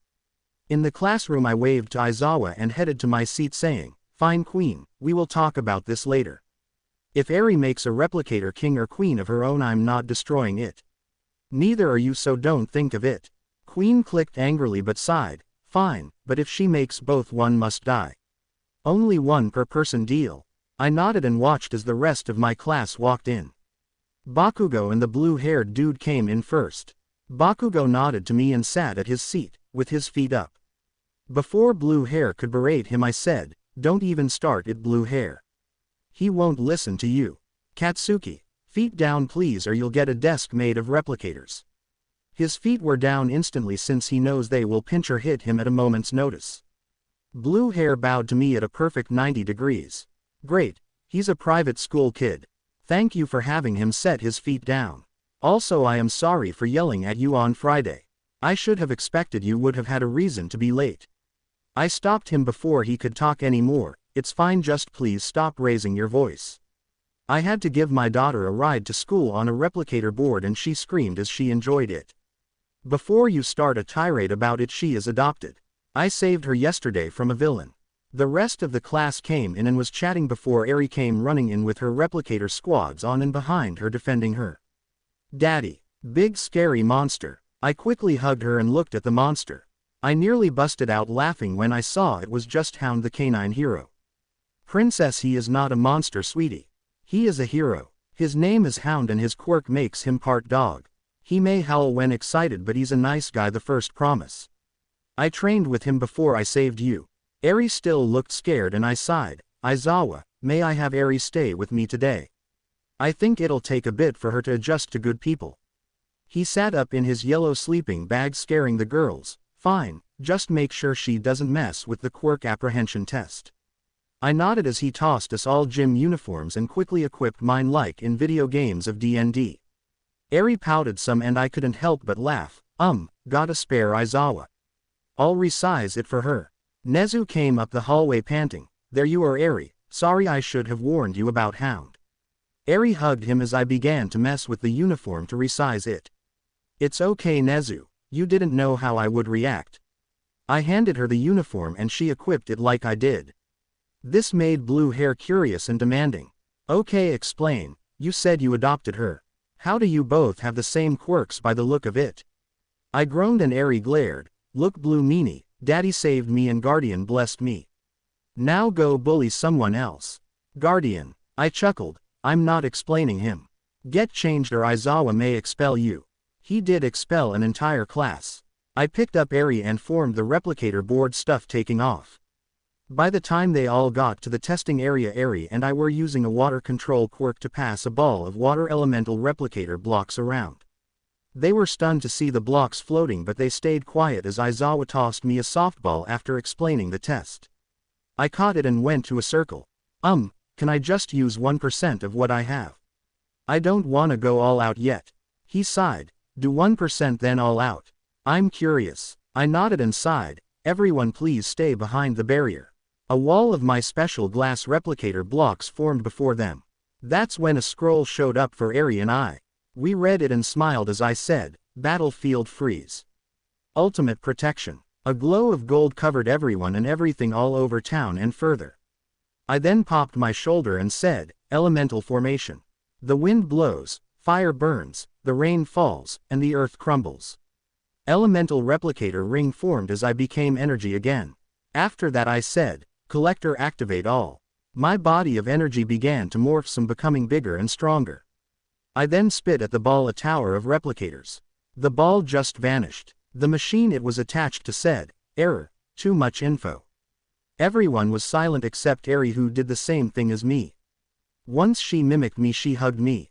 I chuckled and held her as I flew us away from the undamaged testing area. The rest did the ball toss with much less impressive scores. Eri and I got the best scores in all the tests before we became flesh again. Aizawa sent me and Eri off to the support class as we were halfway flesh again. When we got to that class, only our eyes were energy. Power Loader stuttered a bit. Midoriya, who's the girl, and why are your eyes just energy? I explained what happened and the entire class relaxed. I started to build stuff with Eri, grabbing what I would ask her for. She watched and would help me out. Everyone thought it was cute except some dude with a robotic leg. I asked Eri to grab me a certain screwdriver type, he took it from her then tripped her. When I asked him to apologize, he didn't. I actually had to restrain Queen from killing him. Power Loader was about to get mad, but then I had an idea. How about a challenge? Power Loader's biggest problem is when he runs into a material he can't dig through. The safest and fastest method to fix it, in his opinion, wins. Deal. Robot Leg agreed and started to build what he wanted while I walked out of the room. I quickly called Guardian and asked for his help. Luckily, as an answer, I got a scroll and a new power. Apparently Eri got one as well while I was out.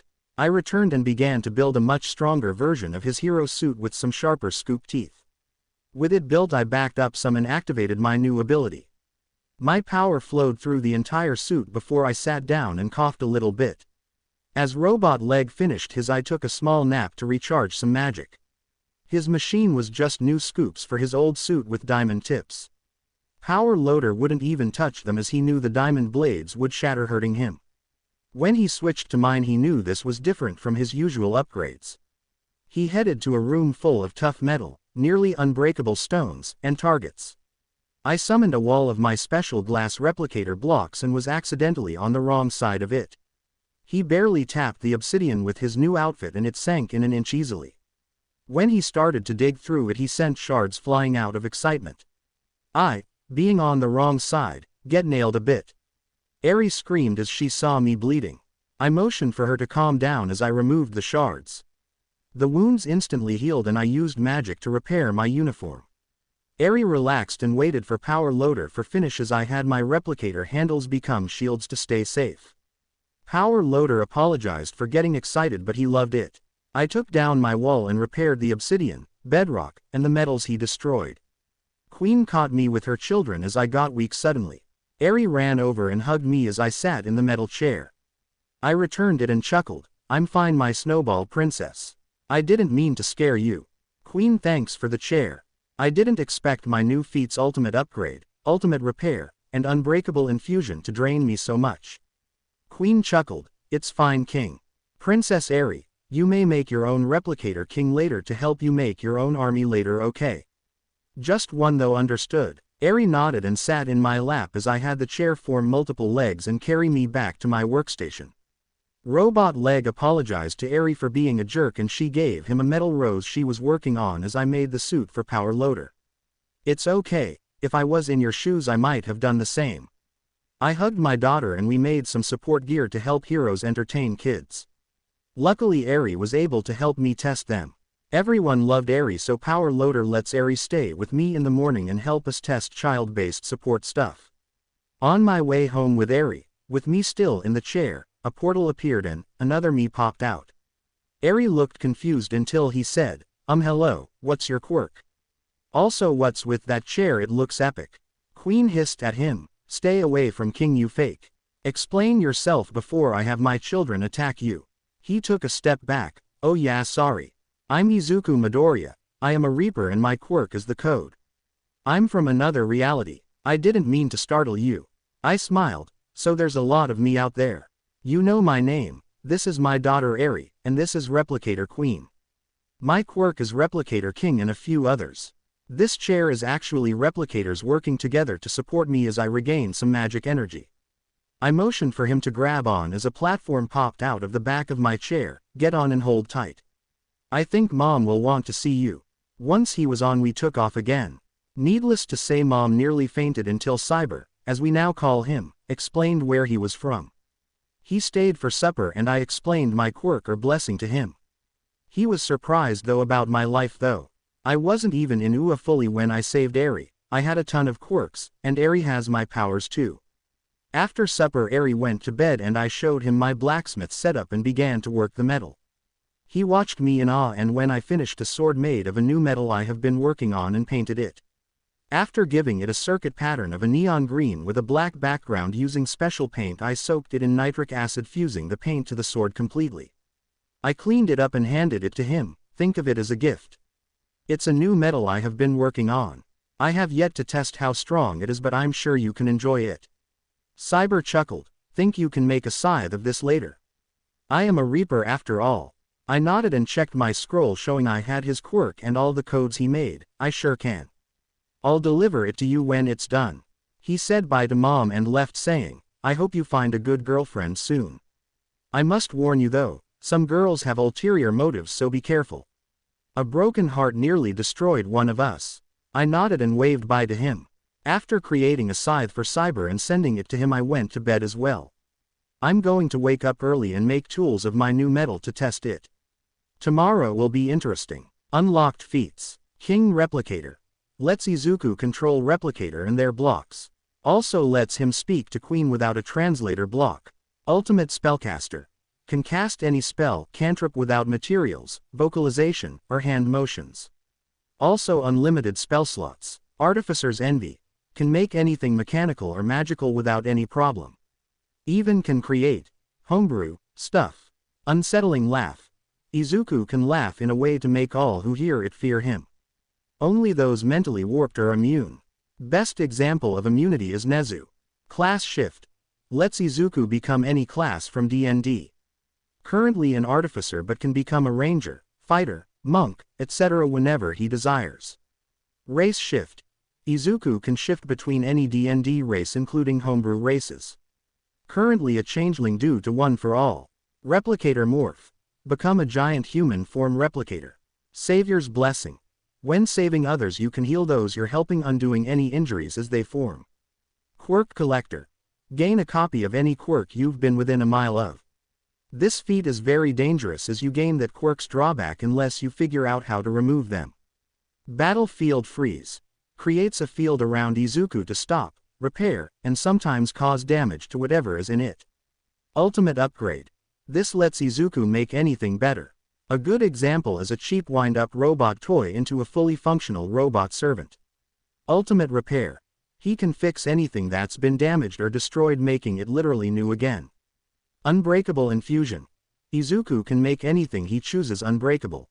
I woke up early this morning and tested my new metal, enjoying the lovely patterns I could easily give it. Once I finished my tools, weapons, and a big upgrade to my replicator handles. The new nameless metal replacing the old blocks in it and reinforcing the glass as well. With the pieces colored with black and green I headed upstairs and woke up Eri. She got dressed while I cleaned up my forge zone. Mom made us all breakfast as Queen walked around the room. After a couple minutes Mom used her quirk to pull her off the wall. Queen, stop that pacing and stand still. That clicking is giving me a headache. Queen nodded and walked away to sit on the couch. I then walked up, showered, and ate with everyone. With the dishes done, Eri and I left with her on my back and my replicator board ready to go. On the way to school, Eri and I had fun. We left early to chase some squirrels and random birds. I had to fight a goose with a gooselicator. It was funny as the real goose looked completely confused at its replicator counterpart. When gooselicator honked off a train horn, the goose literally crapped itself and flew off. Some people thanked us for removing the bell-stealing menace. Eri and I arrived early and she ran over to Power Loader. He was shocked to see Eri at first, but he smiled and picked her up in one of his scoops.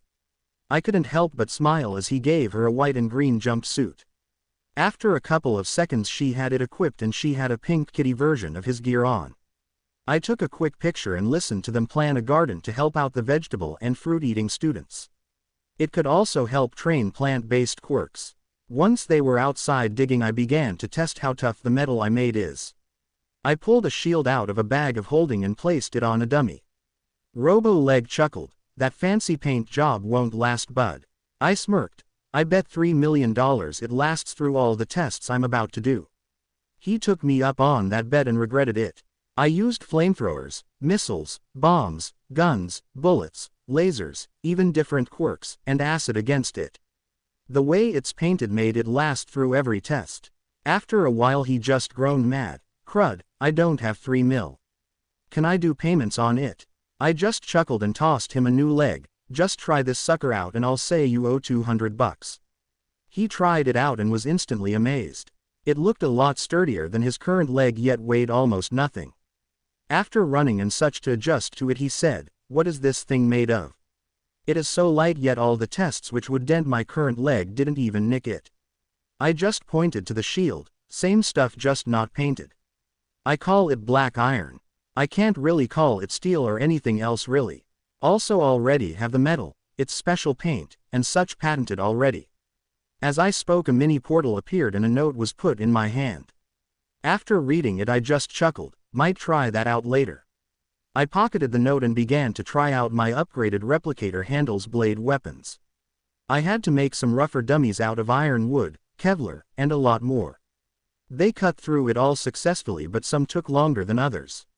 I had to test it on cement, so I had to find Cementos and ask for his help. He was shocked when his cement wall was destroyed in one swing. It took us a while to find out what could even stop the blade I made. A mix of adamantium, naquata, vibranium and tritium, and that only slows it down unless it's thick enough to stop it. After lunch with Eri and some of my classmates, a portal appeared for a second made of shadows. Out popped another me with a skull necklace. "Okay, that spell works. What's your quirk, bud?" I looked at him with suspicion until he sighed. "Fine, I am Izuku Midoriya. My quirk is still kinda unknown. I'm engaged to a princess of hell, and I got visited by Cyber Me." I chuckled. "Same name. Going to call my quirk D&D King for now, and I just saved my now adopted daughter." We talked for a bit and I upgraded his staff to my new metal. Thank goodness his magic is focused through the orb and not the wood it was originally made of. I sent him back home and we went to class with the rest greatly confused. Eri and I were playing a quick game of Rock'em Sock'em replicators. When she won, Aizawa walked in and explained what we would be doing. That's when All Might entered the doorway. I am entering like a normal person. I just had my replicators mimic him, but Queen yelled, "I'm an inflatable blonde idiot." This made people look worried and confused until All Might laughed. "Hello Queen, how's the swarm of its?" She chuckled, "Really good. Just got a few new ones last night." She returned to my shoulder and just waited there as the mimic of All Might returned to the bag. All Might walked over to me. "So Izuku, what have you done lately?" I picked up Eri and she had stars in her eyes. "All Might, meet my adoptive daughter Eri. I saved her from overhaul. Guardian blessed her like he did me." Eri looked up at All Might and said, "No wonder he hated you. You're bigger than Rappa." "Rappa," Eri nodded, "one of his minions.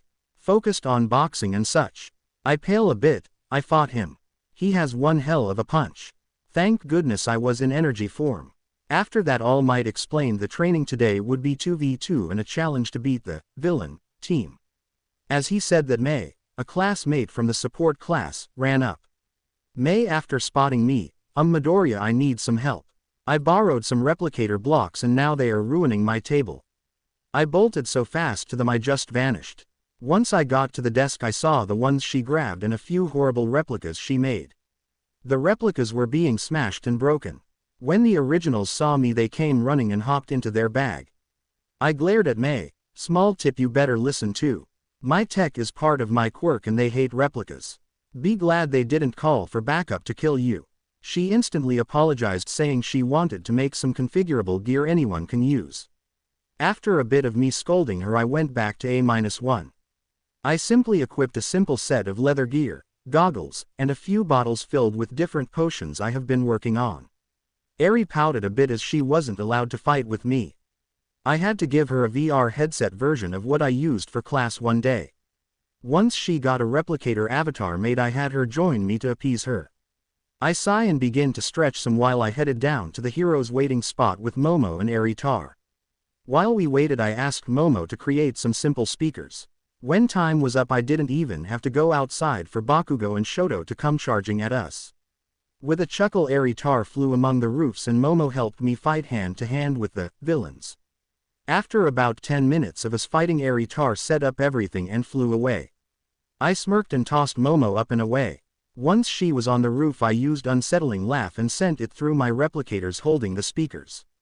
As my laugh began to reach its peak I used an invisibly spell on myself so I turned invisible. I'm sorry Todoroki but you had to be teamed with Kacchan. It's time to pay the piper Kacchan. With the duo back to back looking terrified I grabbed a simple flute from Momo and began to play it. I made sure that it sounded perfect yet filled with warped undertones. After a bit both passed out and Momo and I caught them easily. We took them to the observation deck where everyone was pale and shaking. Sorry about that. Kacchan was a bully for a good portion of my life. I just got even as I'm a late bloomer.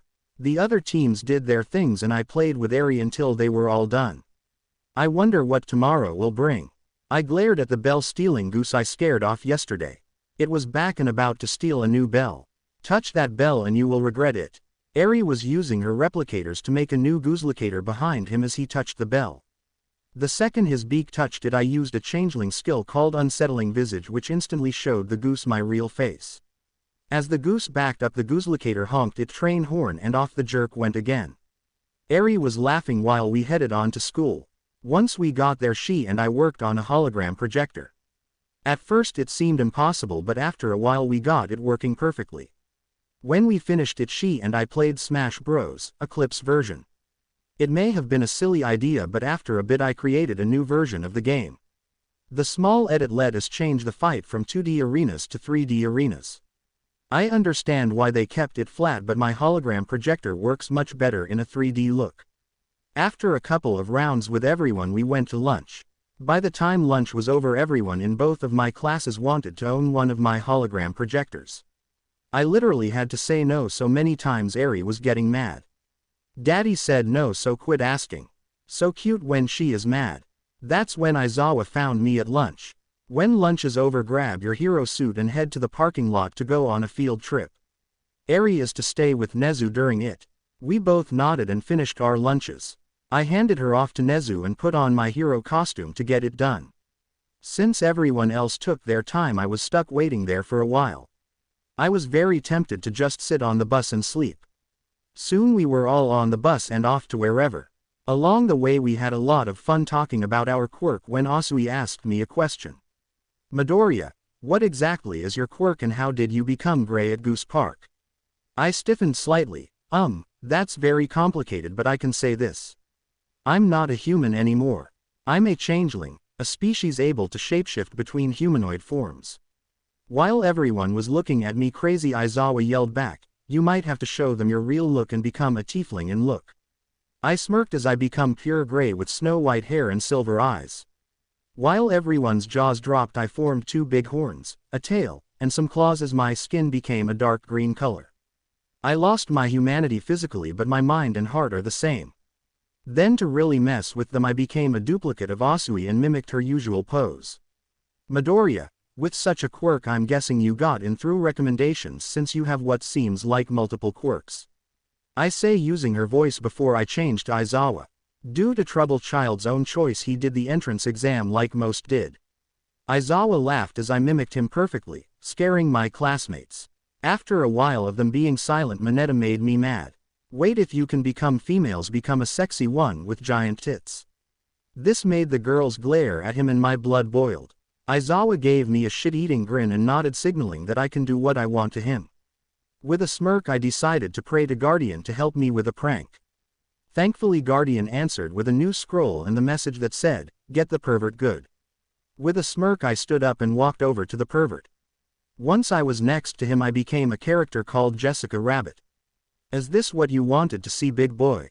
A few of the guys wretched as the girls blushed. Once Mineta began to nod I used my new ability on him. I changed back to normal, but I changed him into Jessica Rabbit with a few changes. His hair stayed purple but smoothed over to look like Jessica's hair. The grape balls that are his power became a pearl necklace and bracelets, while his body went from midget to bombshell. Knowing he would attempt to explore his body I removed all of the nerves that lead to pleasure along with those zones. With a smirk I said, "Enjoy being a cartoon woman without any nerve endings for pleasure." That made everyone freeze in shock as we arrived at our destination. Aizawa walked over to me after everyone else got off the bus. "What is that new power?" I smirked more, mimicking his shit-eating grin. "Forced changeling. It lets me force someone else to shapeshift like a changeling. They have no way to change back without another's help. Thankfully I can become stuff that doesn't exist, or Mineta would have been a real woman instead of a cartoon." Aizawa gave me the grin back and we headed inside. What a start for a school field trip. Unlocked feats. King Replicator. Lets Izuku control Replicator and their blocks. Also lets him speak to Queen without a translator block. Ultimate Spellcaster. Can cast any spell, cantrip without materials, vocalization, or hand motions. Also unlimited spell slots. Artificer's Envy. Can make anything mechanical or magical without any problem. Even can create homebrew stuff. Unsettling Laugh. Izuku can laugh in a way to make all who hear it fear him. Only those mentally warped are immune. Best example of immunity is Nezu. Class Shift. Lets Izuku become any class from D&D. Currently an artificer but can become a ranger, fighter, monk, etc. whenever he desires. Race Shift. Izuku can shift between any D&D race including homebrew races. Currently a changeling due to One for All. Replicator Morph. Become a giant human form replicator. Savior's Blessing. When saving others you can heal those you're helping, undoing any injuries as they form. Quirk Collector.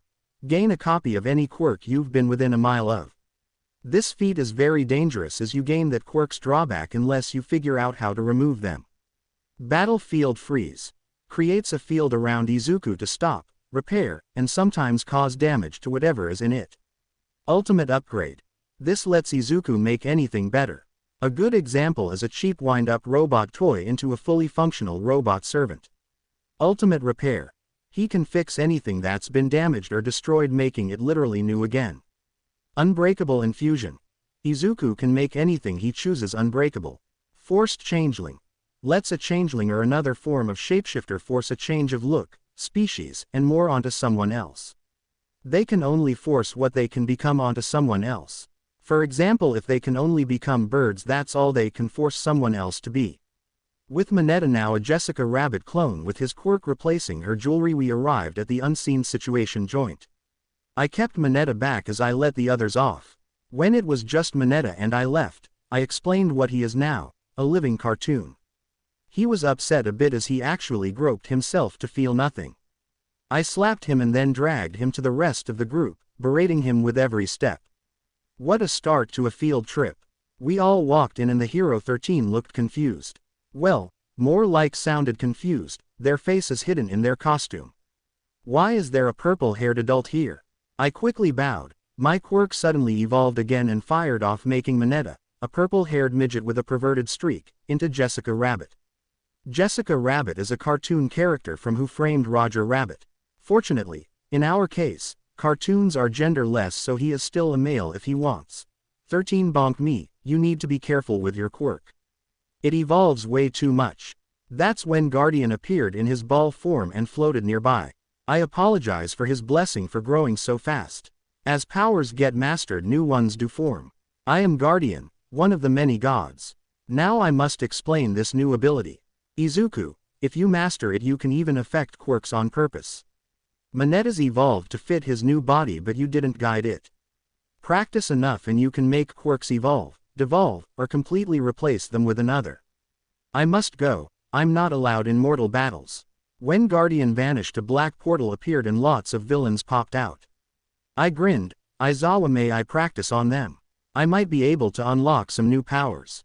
Queen slapped me and hissed, calm down king, you may practice against replicator knights but these are real villains. I pouted, fine, but if they attack me I will turn them into skeletons. That's when a person who was covered in hands started to speak. Unfortunately I couldn't stop Queen. Yo hand fetish, speak up. Even my super hearing can barely hear you. This made him mad as everyone else chuckled. Fuck this shit, kill them all, especially that kid with the robot. Aizawa sighed, activate the Knight's Izuku. With a smirk I tossed my replicator bag and yelled, replicators, form Overlord Goblin Battalion. With that a shower of pieces came down and formed into one of the strongest armies you'll ever see. True, even Monetta's real body is taller than the goblins, but this army can kill anyone. Once they fully formed they announced themselves but said King Izuku instead of what they said in the old anime. Since the video keeps getting removed, just look up Overlord Goblin Army.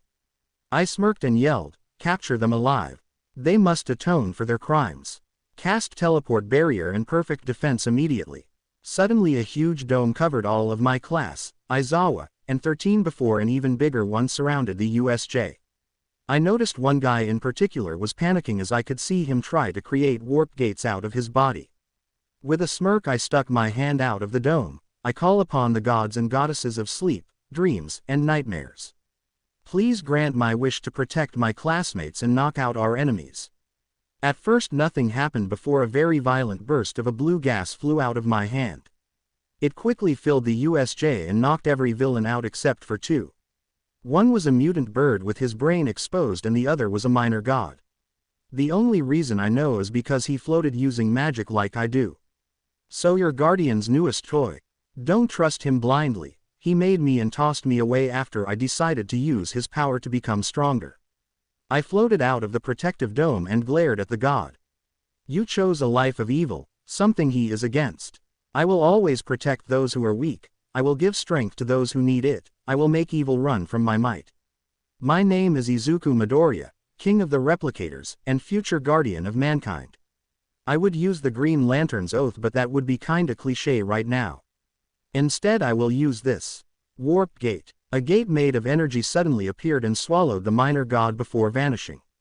I fell into the dome and panted as Queen created another replicator wheelchair throne.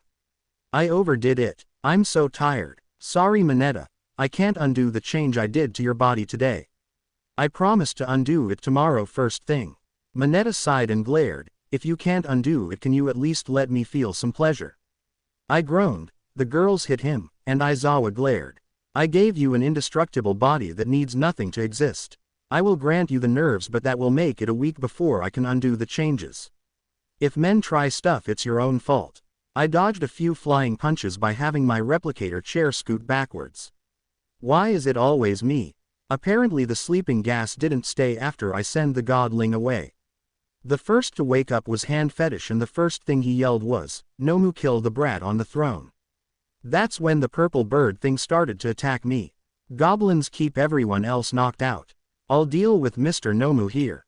As Hand Fetish and any other thug who woke up gets knocked out again, I lead Nomu to a big flat area. Once there I cast a homebrew spell called Shell Recovery. According to the website, the target gets reset to full HP, spell slots, etc. Once the spell activates, I watch as bits of my body fall off like a plaster mold. When it was finally done, I am fully reset and ready to fight.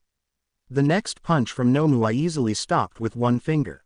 Your quirks are super strength, regeneration, and I guess, since your hand didn't break, shock absorption. All three have a limit, but I don't. Shall I show you those limits? I smirked evilly as I began to change my appearance. The first thing to change was my hands as I created thick emerald claws. When they fully formed I had my skin become jade and reinforced with gold-colored vibranium. Just to really dig in the point I grew to the same size as Nomu. Say hello to Obliteration Jade. Nomu, are you ready to fight? The screech from the Nomu shook me a bit, but I took it as a yes. I let the sucker punch me for about a minute before I bitch slapped him into the fake mountain. Crud, I meant to hold back. I hope I didn't already kill it. The following screech and flying rocks told me it was still alive. With a chuckle I jumped to it and yelled, Jade no like screaming bird. Jade smash screaming bird. As I put my hands together and brought them down I could see the confusion on everyone's face as I made a quote no one recognized. After binding Nomu in magical rope I changed back to normal and walked over. What? No one watch old hero movies? Seriously, Hulk has inspired some people with quirks that somewhat match what B has. They all groan in annoyance as they realize who I was imitating. I got a few light-hearted punches and we were all interrogated by the cops who arrived soon after. I collected my goblin army replicators as each villain and thug was arrested until we got to Mr. Warpgate. I know you, I recognize you now. You used to be friends with my father. If I remember right, you're Kurogiri. The yellow smoke that was his eyes widened. Izuku Midoriya, is that you? How do you have a quirk? I know your father took your quirk before it formed. I froze and so did the few that heard him. Excuse me, what did you just say? Kurogiri looked worried. Your father didn't hang himself. He faked his death and took your quirk at the same time. I am his butler due to him giving me a stabilization quirk that helps my warp gate quirk. I grabbed Kurogiri by his metal-covered throat and growled, where is he? Kurogiri and everyone around me freaked out thinking I was about to kill someone. After a long awkward silence Kurogiri told me where. After dropping him I changed Mineta back to normal, marched out of the USJ, became a gargoyle, and flew to where my father is. Time for a long overdue reunion. I easily removed the roof from the building and dropped in. What I saw in front of me really made me mad. My father was currently having fun with a few new women. Who are you and why have you broken into my bedroom? I growled, does the name Inko mean something to you? His expression was priceless. Izuku, is that you? How do you have a quirk? I took yours before it manifested. This made me even angrier. Realizing what he said, my father tries to backtrack with the usual weak villains. I did it for your own good. I wanted to hide you from the heroes. I didn't want you to die because you're my son. After a good number of them I grabbed him by the neck. What did you take from me? My body began to form a stone shell so his quirk-stealing ability can't work on me. What he said next shocked me some. I removed your quirk, which would have let you completely delete any quirk you wanted. Make heroes or villains quirkless. Do you understand why I took it? In a bit of a daze I dropped him and he tried to delete my powers and one for all. His eyes glowed so I created a reflective stone mirror on my arm and sent it back at him, making him quirkless. As he mourned his loss of power I dragged him to All Might, who was currently at USJ. I dropped off my father and growled at him, listen to the heroes, police, and the guards of whatever prison you end up in. They might protect your now quirkless ass, you bastard.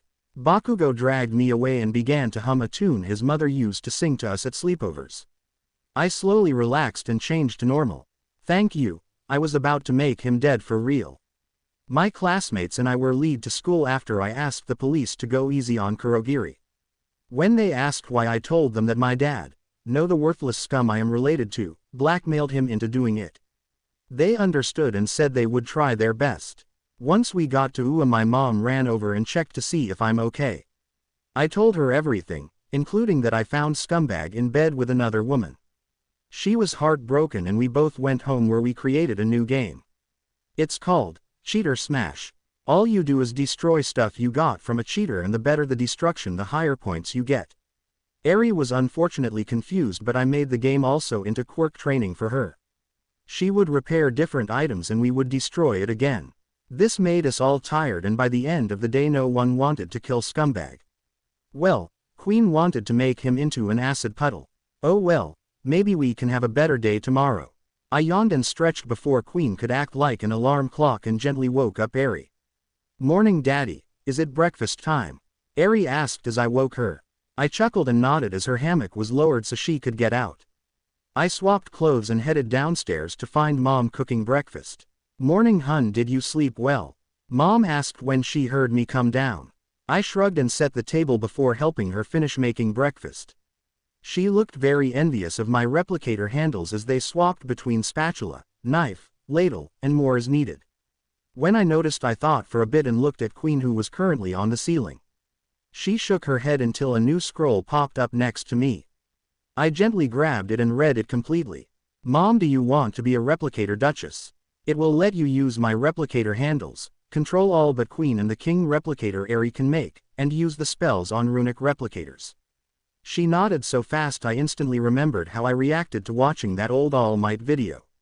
With that, I gave her the ability and a small replicator bag. With a smile, "I will make you the handles and runic replicators later." She hugged me and finished making breakfast as Eri came down. After she made her high chair, we all ate and cleaned up the dishes. I was about to head to school when Mom reminded me we had the day off thanks to yesterday. Instead of cheering in joy, I groaned. Seriously, I may be able to make anything. I do need some of the better tech in the school support department to make stuff. My groan got me an earful until Eri walked over and said she wanted to play. Who can deny this cutie? Mom, Eri, and I decided to play a game of snakes and ladders. It's a simple game, so it was easy to teach Eri. Luckily she won and then saw a commercial on TV about a show with kittens on it. We couldn't pull her away and she started to ask me to get her a kitten. Mom and I both said no, but after a while I thought of something. After getting Eri to calm down, I got to work in the garage. After a few hours of forging metal, I created a replica kitty. The kitten-based replicator had fake fur, digital eyes, and claws so sharp it can almost cut time. With it done, I brought it out to Eri, who was happy at first. When she realized it was another replicator, she got mad at me, so I had to do plan B. I got in a bit over my head adopting her, but hey, no one is perfect. When she calmed down enough to listen, I had her use an ability of ours. She slowly grew a snow-white tail, cat ears, and the odd Neko paws that the wild pussycats have. She was happy and we were glad she calmed down, until she somehow climbed up the wall and hung from the ceiling. We got her down, scolded her, and punished her for climbing the wall. It wasn't even noon yet and I wanted to return to bed. Little did I know it was going to keep going downhill. We ate lunch with Eri, learning to use simple silverware, and the door was busted down by a random villain. Before he could even get his head into the door, Queen attacked. She absorbed a lot of other replicators temporarily and formed a fist to punch him into the car across the street unconscious. I got up and used a binding spell on him so he couldn't move until the police arrived. Of course I almost got in trouble until they recognized me. I put down Eri for a nap and suddenly another idiot broke into my house. This time I dealt with her, with extreme prejudice. Her foot didn't even touch the floor. Good. When I had her bound to the wall, Quirk stopped, gagged, and her pockets emptied. When I read her ID, I let her go. "Mei Hatsume, why the fuck are you breaking into my garage?" She apologized and said she hoped to find my black iron recipe to make her own stuff stronger. After helping her make her own metal alloy, which is unique, she was invited to stay for supper. Mom of course assumed we were dating and I told her I don't date thieves. When supper was over, the four of us played a few simple games and sent Mei back home. Eri had fun, I was annoyed, and Mom was exhausted. Now hopefully tomorrow will not be a crazy day. Spoilers. Not fucking happening. I gently woke up Eri again and we both had breakfast before some idiot broke in. This flame-bearing, second best, dumpster fire was Endeavor. He grabbed me and growled as he dragged me outside. I let him until we got halfway down the sidewalk before I had replicator blocks grab me and keep me in place. "Excuse me Endeavor, but may I know why you're trying to make me leave my home? I literally have done nothing wrong and I just woke up." Instead of telling me, he tried to melt the blocks holding me in place. After a few minutes I got annoyed as hell and finally yelled, "Tell me why you are annoying me now, or else, you stupid dumpster fire of a hero." I glared and used erasure from Aizawa to end his stupid flames. He panicked at first until he saw my hair floating. "So you copied his quirk. Now you're under arrest for illegal quirk usage." I was then tased, causing me to pass out instantly. When I came back I was in a jail cell with anti-Quirk systems, closed-circuit air supply, and padded walls. Basically any shapeshifting, fluid gas form Quirk's worst enemy. After a few minutes of waiting the door opened revealing Endeavor holding a gun. You need to die. My son must become the #1 hero. I couldn't hold in my laughter as I secretly turned his gun into wood. You're doing this for your son. I don't think so. I can see your rivalry with All Might all over your face. Also I'm not going to be a hero, I'm already a demigod. As I laughed he tried to shoot me with his now toy wooden toy. When he realized it wasn't working he freaked out as I activated a quirk I copied. It was similar to Kamui Wood's quirk but can affect only acacia wood, which I did make the gun into. The gun quickly grew vines and branches tying up the now quirkless dumpster fire. As he fought to get free I knocked him over. Think about what you tried to do, you abusive, narcissistic, arrogant, dumpster fire. With that I left and closed the door. I walked through the police station until I got to Detective Naomasa Tsukauchi's office. Hey detective. Anyways prepare your quirk as I'm in no mood to joke around. Endeavor just dragged me here after breaking into my house and tasing me. I woke up in the cell and Endeavor just tried to kill me so his kid will be the next All Might since he can't beat him. He is currently bound by acacia wood that grew from his weapon I transmuted into wood. He groaned and started to wave me off. After it sunk in he stood up. Endeavor tried to kill you. Does he want your mom to go crazy? I shuddered a bit as the memory of my mom destroying the news station after they said I was a villain resurfaced. I didn't think of that but mom got a power boost. She now has the ability to control replicators and I also made her quirk stronger so you might want to put him in protective custody until she calms down. I better go. We both ran out of the office and headed our 2 different directions. Luckily I was able to stop mom from raiding the police station, Endeavor's agency, and the Hero Commission. Why is it always me? I swear it's always me who gets targeted by these idiotic villains wanting my tech for their gang. They have been relentless for the week-long break I've had from school. So many idiots, so many times I've explained the replicators, and so many butts I've had to break. Even Eri has gotten better at controlling her army to help fight. My mom, Eri, and I can easily defeat an army each with no trouble.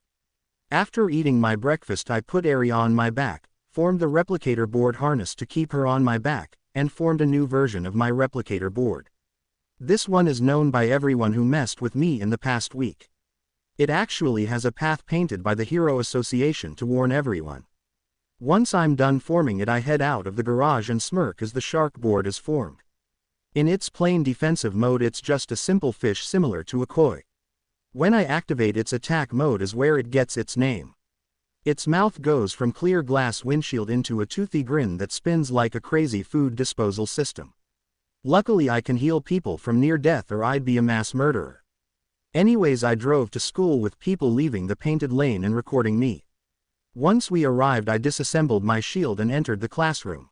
We were to grab what we wanted to use in the sports festival. I only grabbed my replicator handles made out of pure black iron and black iron infused glass. Well I also grabbed a new replicator bag I've been working on but that's kinda a given. I gave Eri to Nezu to watch over before we all forced to march into the arena with all the other classes. After marching and listening to Bakugo give a stupid, rage-causing, provocation of a speech. It pissed off everyone except me as I already knew he would do it. When everyone was done booing we lined up at the starting line of the obstacle course. I had already planned my move as I prepared to spawn a non-lethal version of my shark board.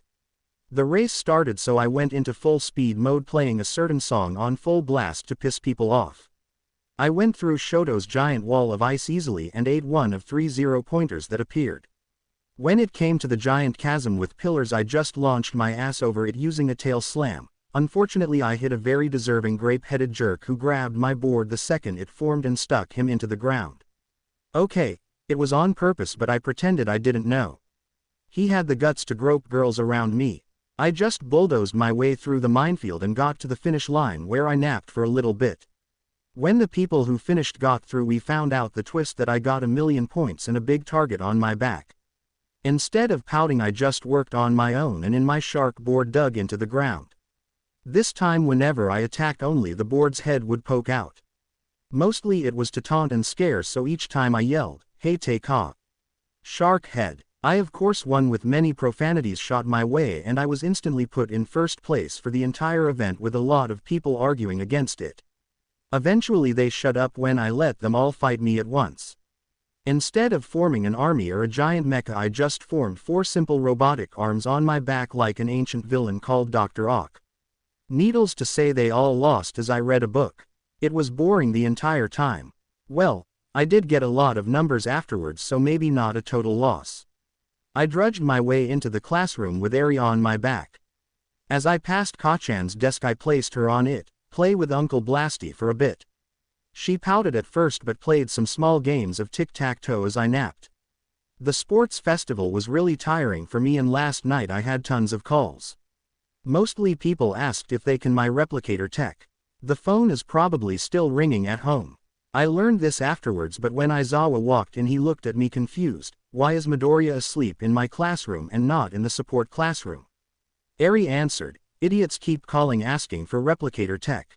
Dad was up all night because of it." Everyone then decided to stay quiet and let me sleep, with a couple taking extra notes for me. They did all the lessons until lunch before they woke me up. I accepted their notes and reviewed them all while I ate. After lunch Aizawa explained the internships and that we all had to do them. I groaned and dropped my head on my desk, breaking it completely, causing me to end up on the floor. "Okay, problem child, why did you break the desk?" I groaned again. "May I skip the internship please? I don't want to deal with people asking for my Quirk's tech anymore." He sighed. "I can't let you skip them, but since you are in support I will ask Nezu for his opinion." Speak of the devil and they will appear apparently also works on Nezu. Midoriya can stay in the support class instead of going on internship, but he must go with you to Hosu next week. There's still the tech bandit at large there. I silently cheered from the ground and just laid there as everyone else did, sorted through their invites.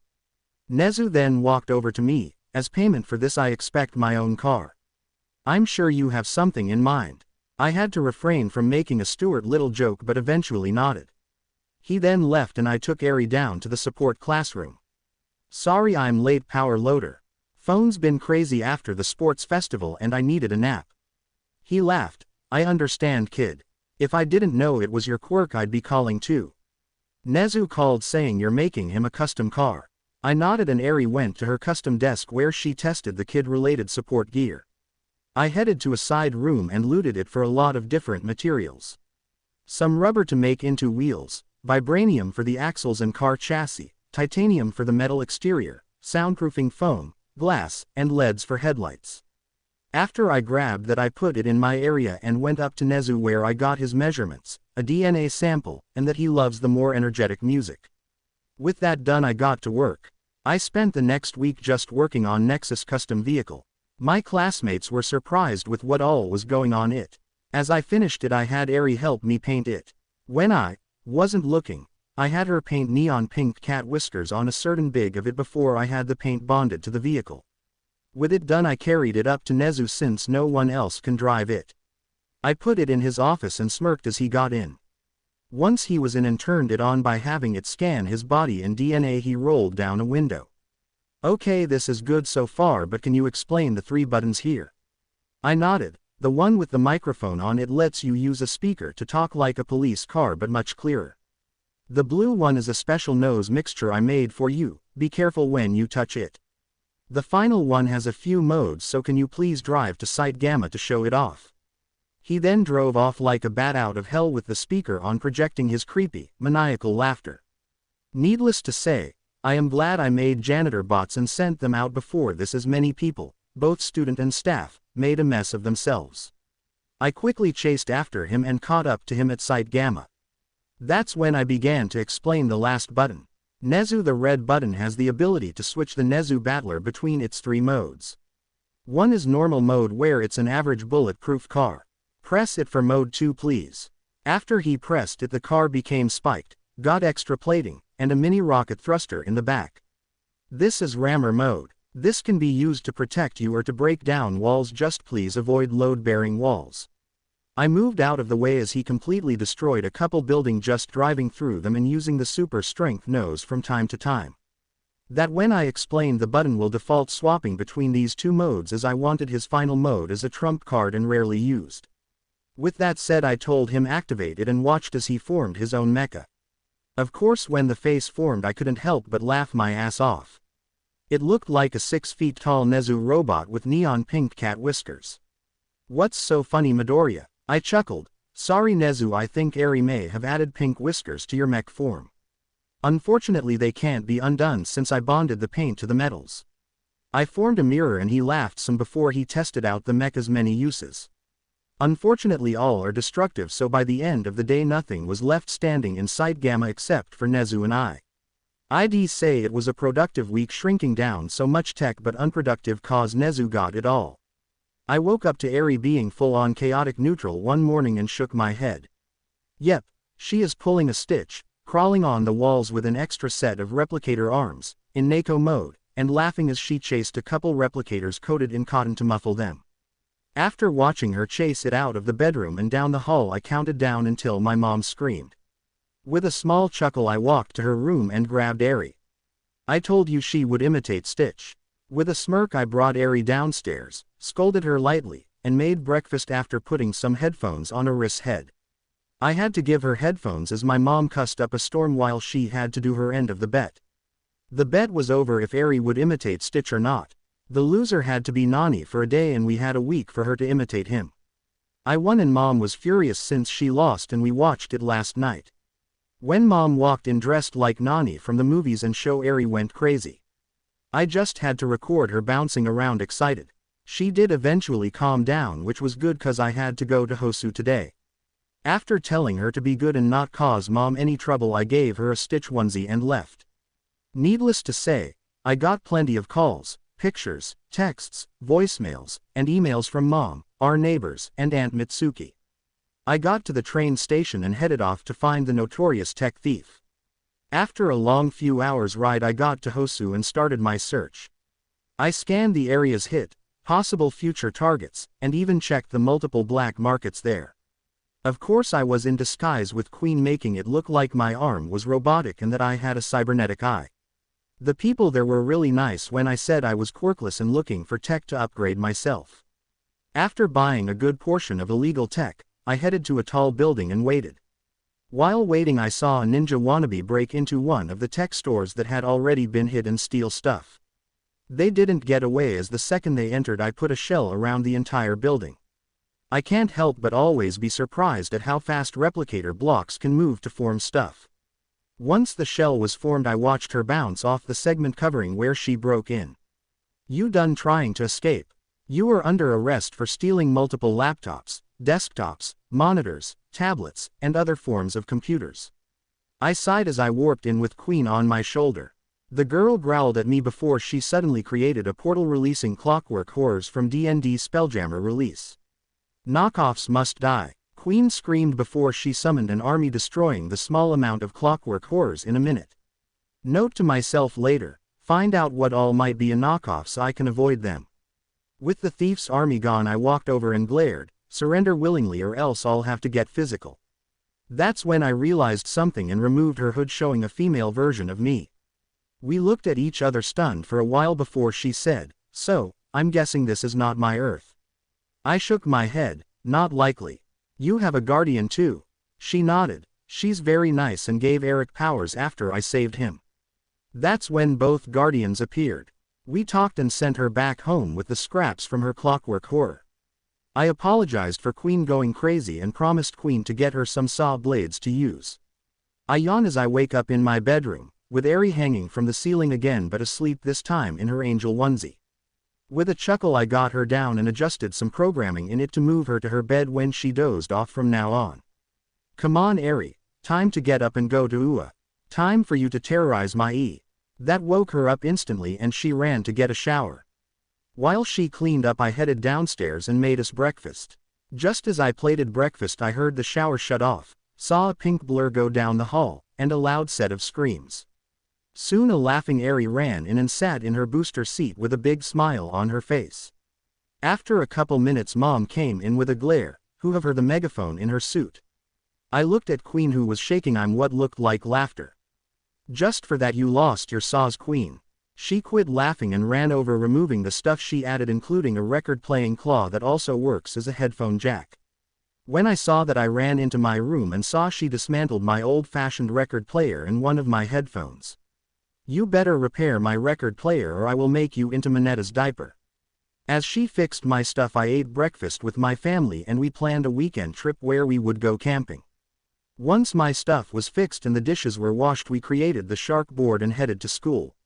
We got there early because I forgot about daylight saving time. Thankfully the support class gets keys to a tunnel that lead right to the classroom. Once there, I began working on saws for my replicators and I ignored Eri, which I now regret. She set up so many pranks Ms. Joke would be proud. First target was Power Loader.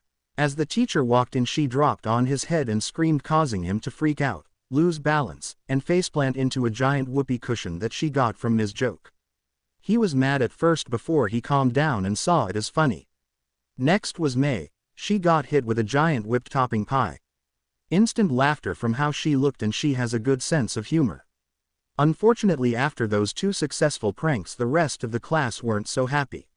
Scaring people, moving their tools when they weren't looking, undoing simple construction steps, and such were done as I gave Queen and the leaders of each replicator squad their extra limbs and saw blades.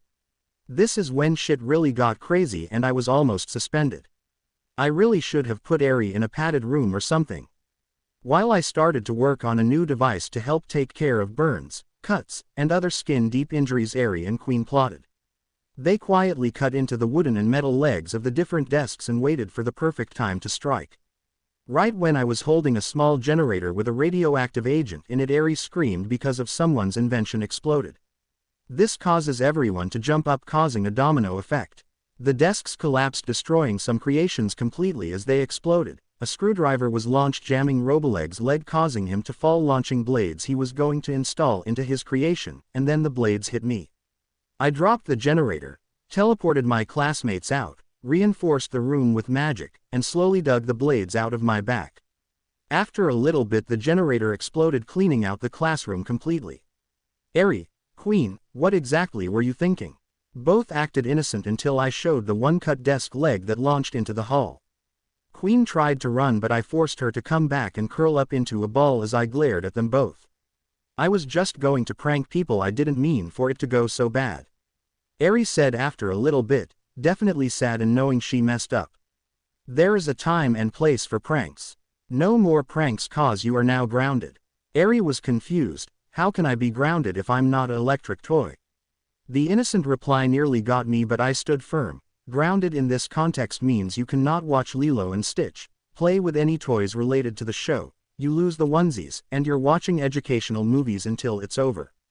She apologized to everyone as I slowly cleaned up the radiation, reversed time in the classroom to before the legs were cut, and took away all the saws, putting them in a special box only I can get in. That's when Nezu called me into his office. After a long talk, we agreed and set it up. From now on, Eri goes to him to learn in the morning unless we have kid stuff we want to test. After lunch, I had Eri change into a simple outfit of jeans and a t-shirt before we went to the hero class, where everyone asked what the explosion was. Needless to say, it was a long day. I woke up early and began to clear out all of the Lilo and Stitch stuff from the house. It took me a couple hours to hide it all since I built her a lot of stuff. With it all in a bag of holding, I hid it up high and out of her reach. I did warn Queen not to let any replicator hay it down for a month or else. After that threat, I made breakfast for everyone and woke up Eri. She wasn't happy about her not having her Lilo and Stitch plate and cup, but after I explained again what grounded meant, she ate breakfast angrily. With breakfast done, I headed to school with Eri and dropped her off at the mini classroom Nezu set up. With her settled in, I headed down into the support lab when I was hit in the face with sneezing powder. It was a prank the class set up for Eri, but I triggered instead. After a bit of me holding it in, I sneezed loudly. The result was two portals forming behind me with a blue hedgehog and another me flying through them before they closed. What the fuck just happened? I was midair and now I'm in a hallway. Before I could reply, the blue-furred hedgehog spoke. I'm unsure, master, but I think this pussy willow copy may have the answer. Everyone was stunned with the speaking hedgehog as the other me sat up with a growl. Great, did I end up in another fucking timeline? Wait, why am I in UA? The entrance exam is happening now. I shook my head. Okay, just call me DND Izuku. I was hit by sneezing powder and kinda summoned you and your pet here. I don't know if there was time travel involved or not.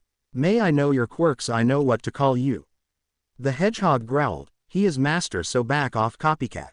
That's when Queen charged at the hedgehog and they started fighting. Neither I or the other me could split them apart before the hedgehog grew into a spiky Oni and threw Queen through a window. Bluebell, calm down. We are in another reality and we can't afford to make an enemy right now. We don't know if Ass Might is powerful here or not. I couldn't help but ask, don't you mean All Might? Don't tell me your reality's All Might is a jerk. He sighed and stood up, popping his back. Yes and no. He is a quirkist, has helped quirkless kill themselves, and told me to give up being a hero. Everyone was stunned before I waved my hand. Calm down, just because his is a jerk doesn't mean ours is. I will check though later. So what should I call you? He shrugged. I guess System will do. Queen then came flying back in and attacked Bluebell until she fell apart cause I ordered her to. Enough, Queen, they are basically us from another reality. I reassembled her and sighed as I sent her into the classroom. With her being forced to set up my desk, I lead System up to Nezu, who sighs. Midoriya, what magic did you use? He portaled me and my familiar here. Okay, from another reality, and there I'm an antihero and antivillain. I'm purging villains and fake heroes as I help heroes grow and help the unfortunate. I gasped in shock and look at him scared. I will be honest, I didn't expect that at all. Are you going to terrorize this reality? System shook his head. No, I'm not going to, but I will say this, don't stop me. I've already done a lot, and if I vanish and so does my villain self, it'll ruin everything. I patted his shoulder and said, you're a stressed bloomer, right? I was given powers from a godlike entity. Close but not exactly. I am Lily, his System, and how he got his powers. Since you are technically him, I'll give you a gift. As I hear that disembodied voice, a crystal formed in front of me and then fell into my hand. That is a quirk crystal, just eat it to get a quirk or two. I don't know which she gave you, but they'll help you out. With that I sent him back to his reality and I swallowed the crystal, gaining the power to mold and create any material I can imagine. Such a nice gift from a villain. Maybe not all bad guys are evil because they want to be. I'll focus on that later. Right now I have a quirk to test out. It's been a couple weeks since my evil self accidentally got warped here. I've kind of felt down before I thought of something. Guardian, I have a question. The green ball of light appeared. Yes, Izuku. I can become any class and subclass, both legit and homebrew, correct? The ball turned into a question mark. Yes, but why? Are you tired of being an artificer? I chuckled a bit, but I'm going to use a homebrew feat called true multiclassing. It lets me get multiple classes and subclasses at the same time. The ball chuckled as it heard me, going arcane trickster. I shook my head. No, I'm going to add circle of Slugterra druid. The ball dulled a bit and warped as it was confused. I don't know that homebrew. Where did you find it? I stiffened some. I am stealing it from the creator of this timeline and others. He's using it for a campaign and I want to use it for some chaos. Guardian nod the best they can before they vanish as I activate the two homebrew things. True multiclassing lets me learn one additional class or subclass to the maximum. Technically I'd have to be level 40 to learn it all, but I am level infinity, so. The druid's repulsion of metal hit me hard, making me back away from the metal project I was working on. Damn, that feeling hurt. It felt like metal was draining my energy. I'm gonna have to activate a feat that makes it so metal doesn't cause that. After getting over the feeling I did so and began my plan. My new class lets me summon slugs from a cartoon called Slugterra. Slugs are literally living ammo that shapeshift when shot from special guns. The D&D subclass changed that up though. The slugs get rolled stats and can get almost any martial class, though some subclasses aren't allowed. This will be a lot of fun and I already have Nezu's permission for it. I do cheat and go above the 13 slug limit you have at level 20, but I make a full-on army of slugs. Healer squad. Light slugs work as clerics to heal after the prank and also heal the others. Monk squad.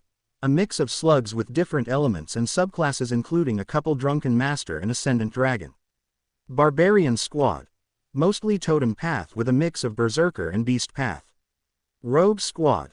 Assassin, phantom, scout, soul knife, and swashbucklers all in a group and ready to cause chaos. With my 3-inch tall army I created one special slug based off of Burpee from the show. For the prank I put him in a small hamster cage with a wheel and food. Luckily he was all in for the prank. The other slugs got special mini vehicles just for them.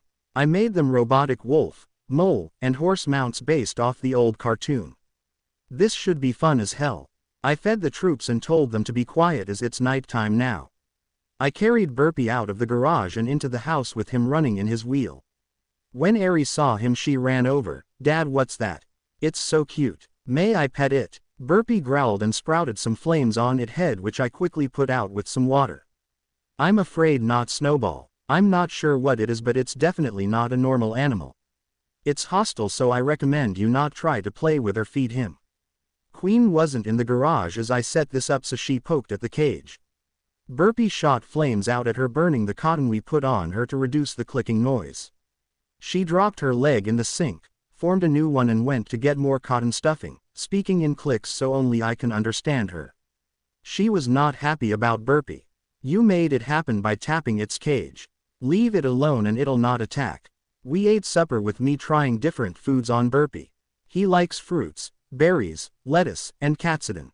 The little troublemaker stole a noodle from my bowl because it was close to his cage. I was stunned but Mom and Aerie laughed as I gave him a mini bowl after a tiny bit. He acted a bit nicer to everyone after that but I kept him in his cage so tomorrow the fun will happen. When I got up I warped the slug army to where it was needed for the prank and made breakfast for everyone. Bacon pancakes with syrup though Burpee just got some bacon and strawberries. After taking a shower and getting Mom and Aerie up we ate. I formed the shark board in the garage, and we headed off to school. Burpee was having fun in a special spot I added for his cage. Once we got to the school I headed inside and brought Aerie and Burpee up to Nezu. "Hey Nezu, I found something interesting yesterday. I'm not sure what it is but it can breathe fire." I then put Burpee on his desk and Nezu looked him over. "Is it a robot or flesh and blood? It looks and smells real." I moved Aerie over to a corner of the room that had a desk set up and played some cartoons on a TV for her since we are really early. "It's real and his name is Burpee. He is based off the show while the rest are more D&D based. I used the dual class feat to gain a second class and chose a homebrew one." Queen glared until I picked her up. "Tell anyone or act lax when the prank starts you will be Minetta's diaper for a week." She quickly agreed and hid in the bag of holding half for replicators. Nezu gave his evil smirk. "So what's the signal for the prank to start?" I laughed. "Technically it's already started. I've checked and lots of people even people from the school posting pics and vids of the slugs on the mole mechas. They haven't figured anything out yet just wondering what is and why there's suddenly so many and why they look pissed. I show Nezu the videos and one shows Death Arms catching one only to be thrown around by the tiny slug before it got back on its mount and dug underground. Ouch, I might have made the totem barbarians a bit too strong. Nezu was rolling on the floor laughing as Death Arms was tossed around like a rag doll. Aerie walked over and watched. "It's another Burpee." I looked at Aerie. "Who's Burpee?" She pointed to Burpee. I named him that after he started to burp little flames after supper. I relaxed some and I nodded. "It is like Burpee but this one is very strong and seems to be dressed. And by the sparks I saw a lightning element instead of fire." I pointed out the belt of totems on the slug before I get alerted to another slug sighting was posted. I watched and nearly fell over laughing at it. Minetta was caught trying to slap a girl's rear but before he could an astral self monk slug showed up and beat him up using its astral arms only. Nezu of course gave him detention for trying to grope girls and was laughing as we put him being beat up on loop as the screensaver on all the laptops, computers, and TVs in the school. Once that was done I had Aerie go back to her corner to get ready to learn as told Nezu what the attack signal was. I'm thinking during lunch feed him this and duck. He will release a giant fire breath afterwards. If villains try to join in on the assault the slugs will beat them up for real. Nezu nodded. How many slugs are there? I smirked as I left closing the door right after my last word. I only made 2 million. With the plan in motion I headed down to the support classroom and began working on some toys. My classmates looked annoyed until Roboleg walked over. I know you've already got straight A's but why are you making children's toys? RC cars and drones aren't exactly useful. I sighed. They are with D&D magic mixed in. The RC vehicles have special bags of holding with air generators so the people inside can breathe. The vehicles also have the resizing spell mixed in so they can get bigger or smaller as needed to explore collapsing buildings. They backed off and let me continue working. I admit these were a small project I felt like doing as I kept watching videos of the slugs being seen and watching as they get more concentrated around the school. When it was time for lunch I was really excited for the chaos to start. I headed off to a restroom and quickly shifted into Eli Shane from the show and teleported to a building near the school with a smirk. After a couple minutes a giant cone of fire popped out of Nezu's office, destroying the window by melting a giant hole in it. That's when I jumped to the ground and ran to the gate to the school. Release my partner or else. You guys stole him from me. People laughed as they just thought I was an egotistical teen. Hound and Aizawa walked over to the gate and opened a segment of it to look at me. This will be really fun now. We didn't steal anything from you, now leave or we will arrest you for disturbing the peace. I glared at them. That cone of fire was from my partner, now release him or else you will regret it. Someone kidnapped him last night and I want Burpee back now. Hound growled, leave now. Last warning. I warned you too. With that I pulled out a blaster and jumped back for some distance. After aiming I shoot an acid totem barbarian slug at the gate. The slug not only melts the gate but also punches both heroes clear of the gate and the acid so they don't get too hurt. Let stage 2 of the prank begin. With the gate blasted and melted to rubble I walked in and grabbed a flare I shot into the air. Instead of a glaring red ball of flame and sparks, a giant pulse of blue energy came out of it. That pulse of energy didn't affect anything and Hound laughed. What was that, a faulty EMP? I smirked and said, that was slug energy and you'll find out what it does soon. As soon as I finished speaking the ground began to shake and lots of dirt mounds began to be pushed out of the ground. I know you guys didn't say me and what army, but here it is. The mounds erupted as the mole mechas finished digging and burst out of the ground. With the tunnels built the others came flooding out to cause chaos. They mostly targeted the teachers as there were all pros and scared the students that didn't want to fight. The stuff I saw makes me still laugh to this day. Mineta being used as a volleyball between a few barbarians, Katsuki using his explosions on a rogue only to get his rear burned by them or their teammates. The chaos was beautiful as I walked down the halls and knocked out any classmates that tried to stop me. I felt bad about knocking out Uraraka and Mei, but I needed to. No one really could stop me, but Queen had her replicators fight to unarm but not kill the slugs to make it look like I was still there fighting somewhere. It helped I made it so that the slugs also kept people away from the bathroom I'm hiding in. Eventually I got to Nezu's office and growled, release my friend now. Nezu was shocked I got there so fast until he looked outside and saw that everyone was dealing with a lot of slugs at the same time and their mechas.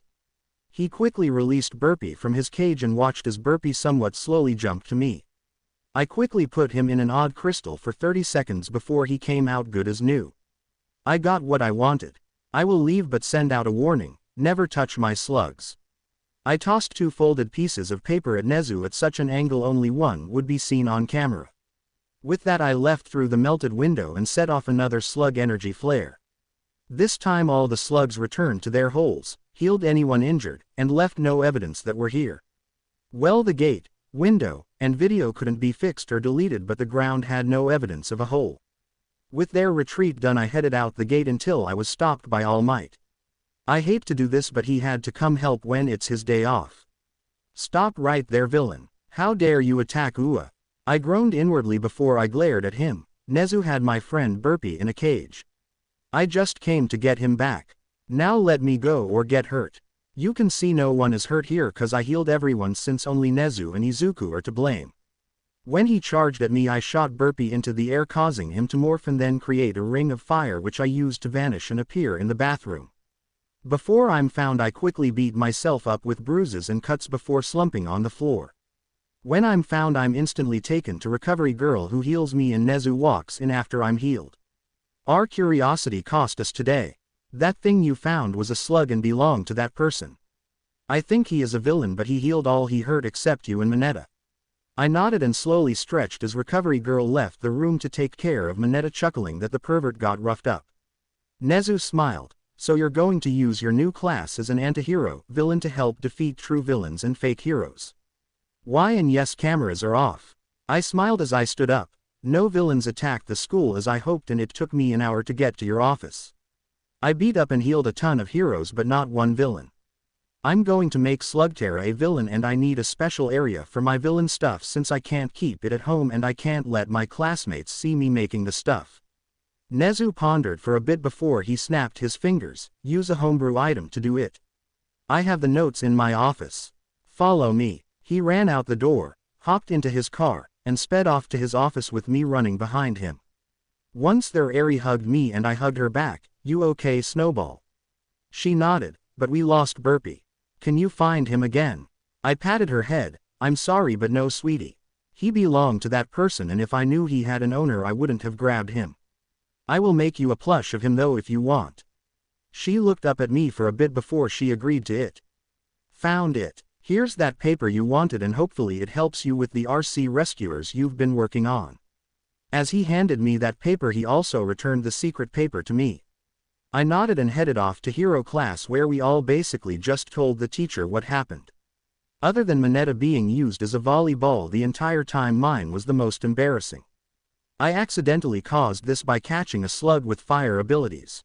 Because of that I was attacked and beat up pretty bad in the restroom I headed to before getting lunch. Shoto was interested in what I said, a slug with fire powers. Did you see an ice one? I nodded and thought a bit. Honestly, they looked kinda familiar. If only I could place them. I began to draw Burpee, a frost crawler, ice slug, and a few random slugs before Yaoyorozu spoke up.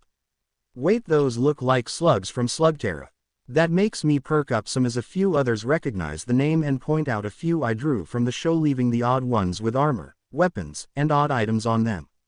These look like they would fit the show, but slugs don't have weapons or energy constructs to fight. Mineta said as he held an ice pack to his head.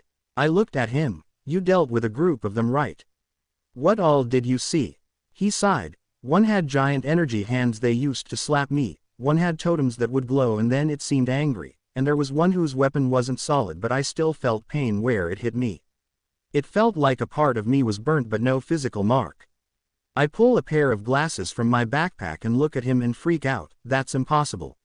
Your soul is damaged. Those odd blades hurt your soul. I go through the D&D books I own to see what to do to heal a person's soul. After a while of finding nothing, I tried to give him a healing potion and used a healing spell on him. After his soul was healed I relaxed for a bit. I slumped in my seat for a bit waiting for someone else to come to the conclusion I was leading them to. A few classmates had also grabbed my books to get an answer when Uraraka looked at a totem barbarian slug and read about its class in the book. Midoriya. I think the odd slugs are part of D&D. This one fits Primal Path Totem Barbarian. I quickly sat up and looked at the drawing and what was written. Acting like I didn't think of it, I checked the drawings and looked at the books to see which classes matched what. Before I could finish my act, Guardian popped up. Izuku, I am sorry. I couldn't stop them. A fellow god gifted a person from a reality with Slugterra being real with the D&D abilities I gave you and warped them here. I've been trying to undo it but I wasn't fast enough. Oh, I'm guessing you met them already cause of the drawings. I nodded and Guardian vanished with a loud, sorry. I'm glad I told him about my prank but also setting up a villain backstory, he helped out a lot. Aizawa groaned from his sleeping back on the floor. Go inform Nezu, Midoriya. You and Mineta get a couple days off to rest. If I hear you still went to the support class tomorrow and the next day I'll put you under house arrest. I nodded and picked up all my books and drawings before I ran to Nezu. Once there I locked the door and chuckles as Eri was napping. Couldn't be any better timing. They figured out the D&D slugs kinda on their own with some prodding from me not using magic to heal Mineta until in the classroom. They recognized the ones from the show and Guardian helped out our plan. My alter ego Eli Shane is now going to be marked as an interdimensional villain with D&D magic from a god. So who's our first target to wipe out? We both laughed a bit as I read the note we passed back and forth. The poachers and smugglers, huh? You always seem a step ahead, Nezu. I'll target them tomorrow and I'll hit the liberation group the day after. I got 2 days off from Aizawa. He nodded and let me go home. I carried Eri home and stitched together a big burpee plush for her. With that done, I read the homebrew item. Ring of City. A personal city you can warp in and out of at will. The city has fields for crops, a self-regenerating forest, and an infinite source of water. Livestock, people, and materials can be brought in at will. I smiled reading it and made a slug-friendly version of it. Each building basically got pneumatic tubes that the slugs can use to get around, and an underground slug city for them to use as they want. I of course can use a druid's wild shape to join them down there and explore, but I won't do that often. All of my slugs loved the place and moved in as I made a parking building for the mechas. Yes, the mechas are barely bigger than a $15 RC car, but I made 2 million of them. The building has tracks and shelves to move them until they fill up or a slug wants their mecha. It's similar to some parking units in Tokyo, but lot more shelves and vehicles in them. Tomorrow will be interesting as hell. I got up and slowly headed downstairs to make breakfast for my family. With it done, I woke up Eri and Mom for them to eat breakfast while I showered. After eating, I took Eri to school only for Aizawa to trap me in his scarf. I am just dropping off Eri. Like I would waste a chance to not go to school. He shook his head and let me go drop her off. Tomorrow drop her off at the gate. I'll take her from you. I nodded as I drop her off with Nezu. After dropping her off, I took a file from Nezu and left to handle the poacher's slug style. Once I left the school, I read through the file and warped near where I have to be. I watched the poachers summoned a few special slugs from their city for the fun. With an evil grin, I sent out a group of fighter hoverbug slugs with full-on protection style fighting. The next shot they fired made me bust up laughing. One of the hoverbug slugs then flew into the path and blocked it, sticking out its tongue before diving back into the tall grass. The poachers were quite stunned as they saw that. One of them said, "What kind of bird was that? I've never seen anything like it, and it had armor." They argued a bit before one used his quirk to shoot lightning at their target. Another hoverbug slug, with the lightning element, stopped it, flipped them off in its own way, and hit again. The results for this was hilarious. Lightning asked, "Is it just me or did that thing flip us the bird?" Their leader nodded. I have to say yes, because it formed a fist of lightning and flipped us off. Lightning was then slapped upside his head by his leader. I was holding my hands over my mouth so my laughter wouldn't be heard. My slugs on the other hand were loudly chittering, making the poachers and their target looked around terrified. I then used tree stride to walk out of a tree behind them. "Why are you shooting at my slugs?" The group all stood up as one actually shit himself. The leader was the first to get over the shock. "Wait, those weird things are slugs." "Well, we are after the cheetah there, but they keep blocking our shots." I groaned. "They protect animals in danger. Now give up or else." They all attacked me as they all have the same idea. Bullets, lightning, and ice were all shot at me, only for more slugs to intercept and glare. You asked for this, and my slugs are not on the market for a reason. The earth shook some as I secretly warped out a couple druid slugs to grow plant platforms where I placed ascendant dragon monk slugs. Taste the lightning. With that, all of them breathed lightning, tasing the giant group all at once, including the lightning quirk dude. While they are tased, I shot out a spider-like slug from the show called an arachnid slug. This slug spun some webbing, and after hitting one guy with it, kept spinning more as it spun around the entire group, tying them up. Once they are tied up, I grab them and drag them through a tree with the tree stride ability, with them screaming and trying to get free. I dropped them off near the police station with a disc recording of them hunting illegally along with the file Nezu gave me. The police tried to arrest me only to see me walk into a tree and vanish. I can't wait to see the video of their reactions to me using tree stride. With that group of poachers done, I headed to the second group. These guys hunt snow leopards, and I have a fun idea. I'm gonna use some crystallite enchanted to stay in their aeromorph forms. These guys aren't gonna know what happened. After warping over to where the poachers are, I watched them look for a snow leopard. They weren't having any luck, so I had to stay hidden for a while. Eventually I got bored and decided to use my wild shape ability as a druid. Warping ahead of their path, I became a snow leopard and cast a few defensive spells so nothing hurts me while I get my crystallids ready for the attack, while I had a couple hoverbugs hold some GoPros at good angles where they won't be seen. As the snow leopard, I chased down a rabbit and caught it when the poachers saw me and shot at me. Deciding to fuck with them, some I jump high into the air from the gunshot, making the shot miss me and the rabbit, which runs off cause I didn't hurt it. Their outfits made them stick out some, so I pretended to just see them and back away, hissing at them. Another shot fired, another miss by me dodging it, and I take off like a rocket. The idiots followed me as planned as I run to the trap I got ready for them. After a couple minutes I climbed up a tree and hiss at them as they run towards the base of the tree. That's when I change back to normal and flip them off as the ground gives out below them. As they stand up and look around after the snow settles, they see a circle of floating aeromorph crystallids glaring at them with their drills going. They all fainted in fear, which kinda ruined my fun some. I turned them in with proof and got Eri from the school so I could walk her home. As we rode the shark board, we stopped at a park, and this time there were an army of geese ready to fight us. The jerk goose got reinforcements to help it cause chaos and steal their bell. Eri wasn't happy he was back, but I had an idea. Reforming some replicators into goose forms, I secretly created a clone of myself and had them become my alter ego. The clone waited as our goose locators fought the geese. After a bit he shot out a slug energy flare, stunning all the geese. That's when lots of mole mechas popped out of the dirt and the slugs shocked the geese, making all but the main jerk leave. Even when surrounded and shocked repeatedly, that goose stayed and tried to fight. Then jerk goose actually got the bell he was after, and once he got it he transformed. Who knew which like quirks existed, and he pissed one off. From goose to man in a business suit, stop shocking me. 5 years as a goose is enough punishment. I had my replicators contain the slug summoned as Eli clone walked over. Of course he was mad. Release my slugs now. I did so, but each time one tried to shock the guy, the first recaught and moved them further away. That's when Eri saw Burpee on clone's shoulder and yelled, "Burpee." Burpee was of course happy to see her and actually hopped over for her to pet him a bit before returning to the clone. The once goose dude ran while I was dealing with the slugs. The clone then releases another flare, making the slugs dig back to the portal to the ring city while I recalled my replicators. We glared at each other for a bit before the clone spoke as planned. "What did you give Burpee? He keeps mentioning some odd worm-like thing in a brown sauce." Eri beat me to the reply, "Katsudon, which is a pasta dish Dad likes." The clone got irritated. "You have a daughter already. How irresponsible of you." I snapped back. "I adopted her after her grandfather was killed in front of us. I've been keeping her safe except when I took Burpee on accident.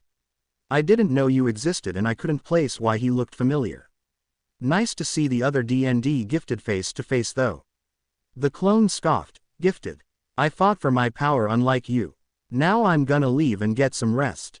I took care of 2 poacher groups while you healed from the beating my slugs gave you." He vanished laughing, with Burpee waving goodbye to Eri. She waved back and grabbed her plush of him. "Can you become friends with him?"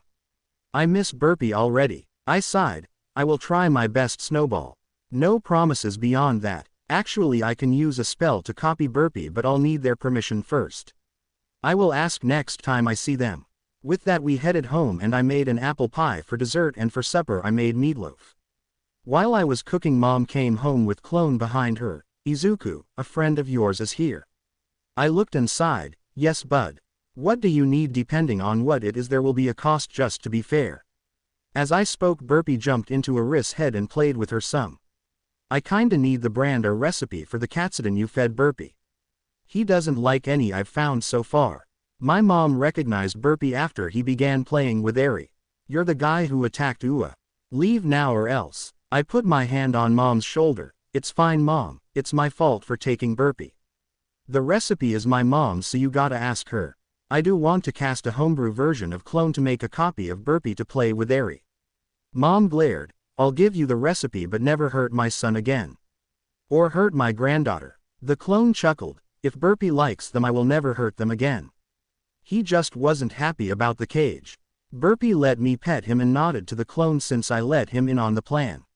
My mom handed him a copy of the recipe in Japanese and English, only for my clone to not understand it. "I'm sorry, but I don't know these languages." I had to hold back my laughter some as I handed him some glasses. "Use these. I put a translation spell on them so you can read the language and it'll teach you how to read them on your own." The clone nodded and I cloned Burpee, adding 2 stripes of color where a collar would be to separate our pet from the original. Eri was happy and playing with our burpee as the clone gave us some slug food for him to eat. Once that was done he vanished and Eri headed to the workshop garage to make burpee a bed. Mom, sorry I forgot to tell you, Eli and I are the same person. He's a clone I made for this so people have seen us together. I'm gonna be a vigilante as him.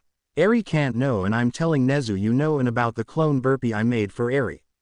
Mom shook her head and chuckled, you spoil Eri. I will not tell anyone but promise me you'll be safe.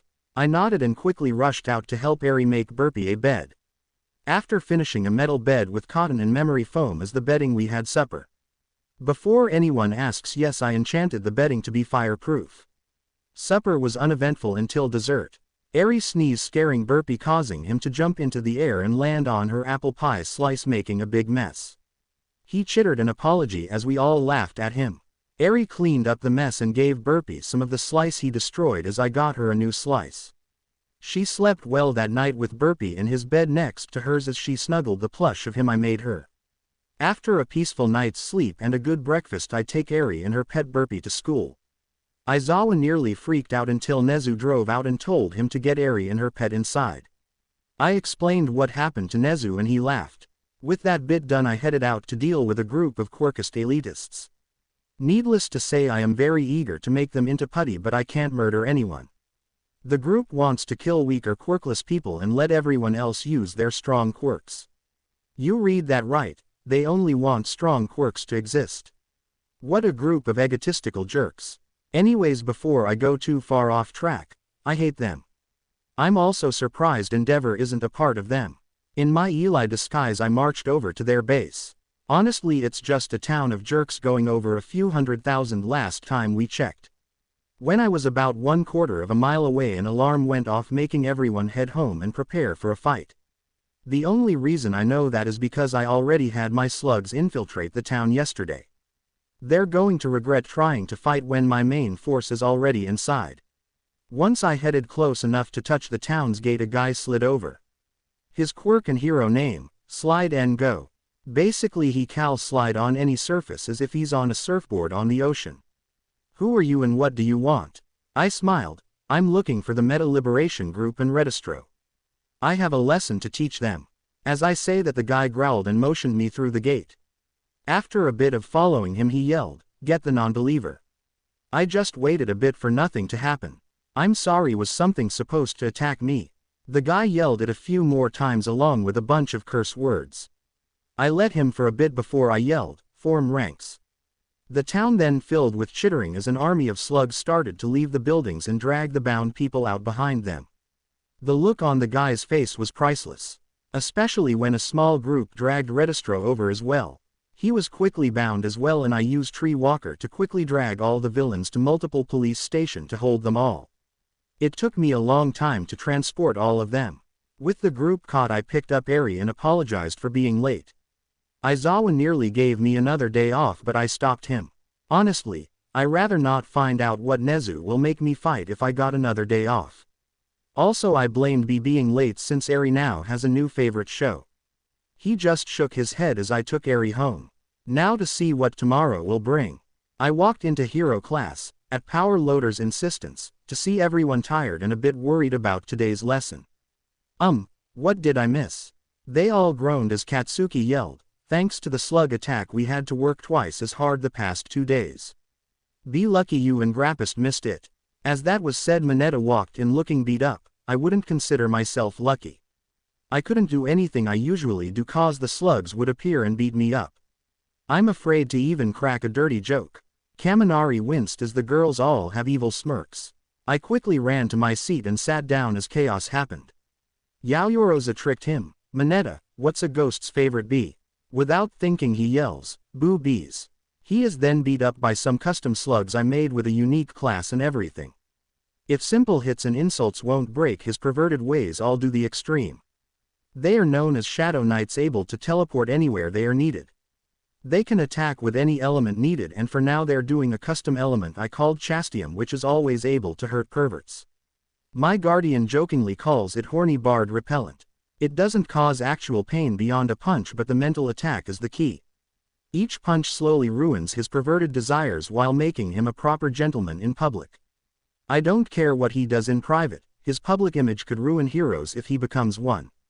Eraserhead walked in and chuckles some as Mineta gets tossed some. I guess Eli doesn't like perverts. One slug shook its head and they both vanished, letting Mineta hit the floor. I quickly healed him and got him to his seat.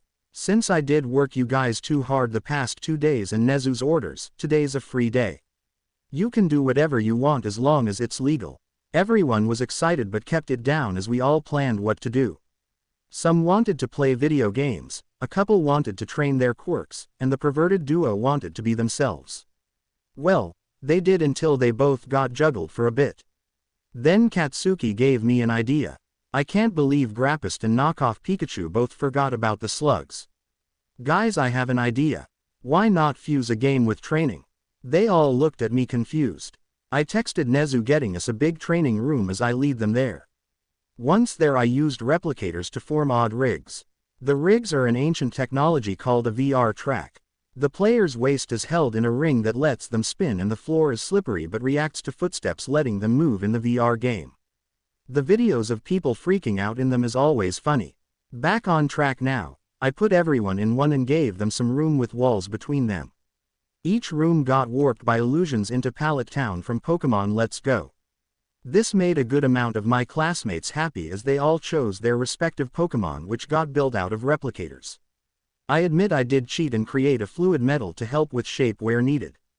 Jagged Replicator Eevee still looks cool though, especially after the colors got added to it. If someone draws or models an Eevee made of replicator blocks, I'll share and add ya to the story for a couple chapters.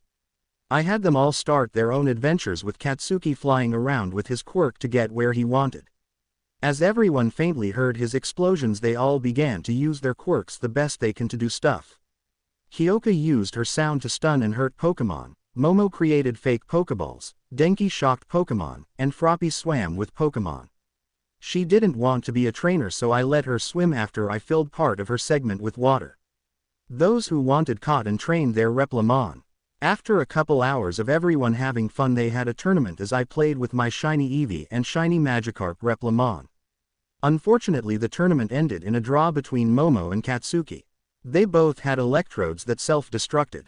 Everyone had fun and I decided to make something for everyone. The next day during support class, Eri helped me make special VR-like items for my class along with a few giant bags of microbots similar to those in Big Hero 6. Once it was done, Eri helped me present the new toys. I walked in smirking as Eri came in on a wave of microbots. With the class's attention I passed out the gear and their own bag of bots. This is so you guys can play the Replimon game without me. It isn't able to replicate environments that well, hence the goggles. They played a bit with the bots till Aizawa walked in. Before he could say anything I handed him a set and showed him all the cat Pokemon in the game, which I expanded to include all maps and area quirks. Terrastillization, Dynamax, Z-moves, Mega Evolutions, and Shinies. I even added a few other things like speckled Pokemon that are a mix of regular and shiny, and fusions. The fusions are based off a generator from the 2020s. Surprisingly, the website was still up. We spent an hour playing before we had to go to the gym to do some exercises and fighting. Luckily the microbots could actually as sparring partners and help us train. I used mine to learn Judo, Taijutsu, and a few others. To be honest, I kinda felt like Kenichi. Needless to say that this was a fun week. I sighed as I watched an old as hell cartoon called Thomas the Tank Engine. My mom folded the tapes in the attic and had Eri use them for training until they were brand new, along with the tape player. As we watched the show I saw all the memes and scary games made based around it.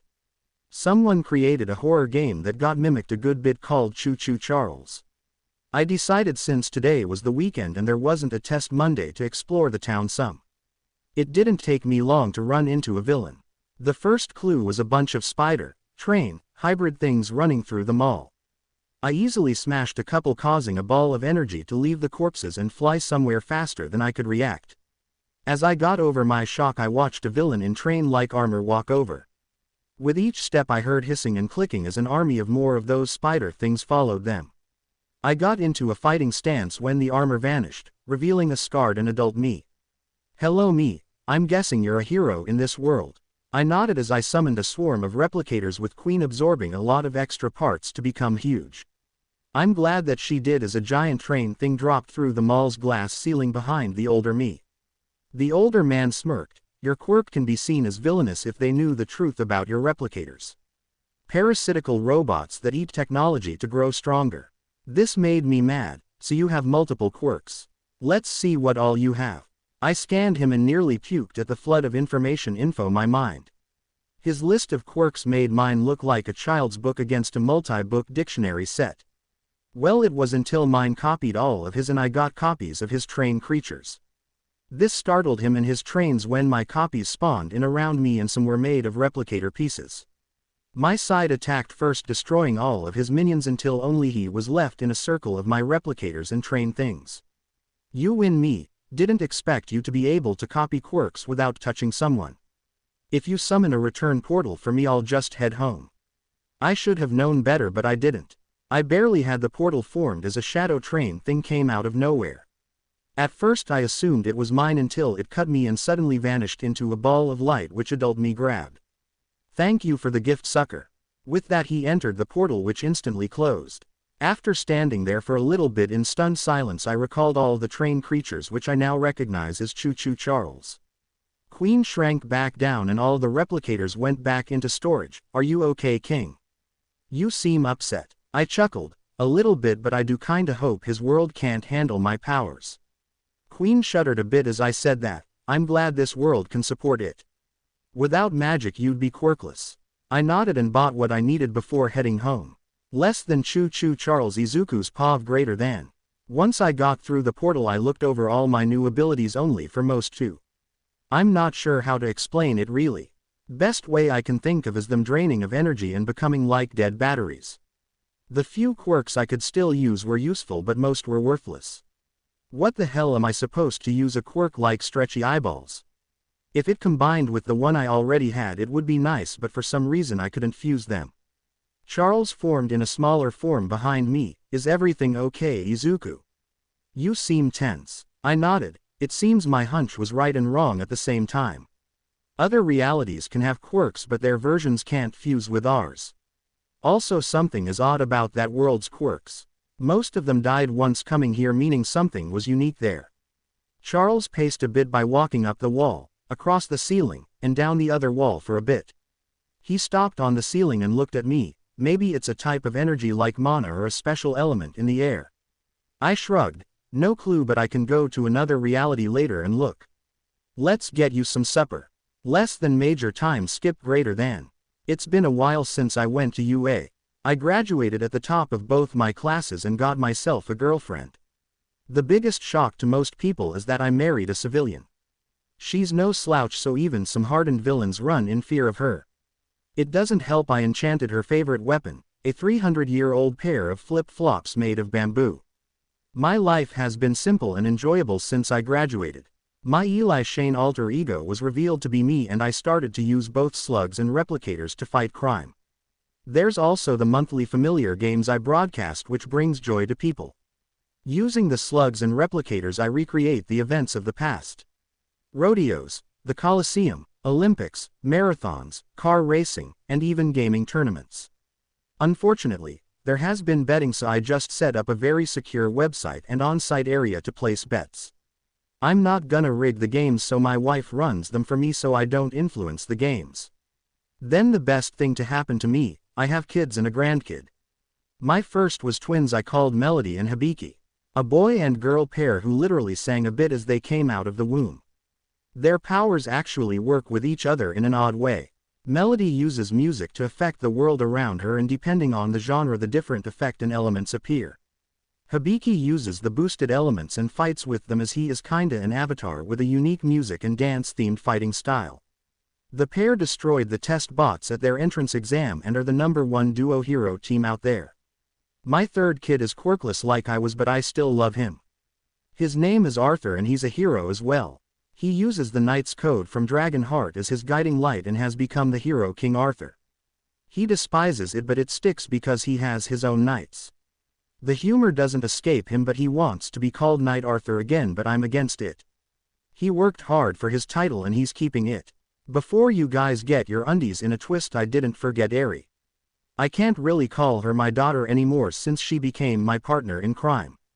She is a doctor with recovery girl who is still alive because of a misfire of a risk Quirk making them the same age. If I remember correctly, they're both physically 27 now and raising hell together. A lot of the more gung-ho risk-taking heroes fear them and their pets. Sorry, got sidetracked. She still is my daughter and I love her. We prank each other and the rest of the family often. My mom has a no prank rule now because of us. Now on to my granddaughter, truly Midoriya. She's a risk daughter and a bundle of energy. At a couple months old she was eating baby food and crawling everywhere. Had to put her on a special treadmill just to keep her in a room.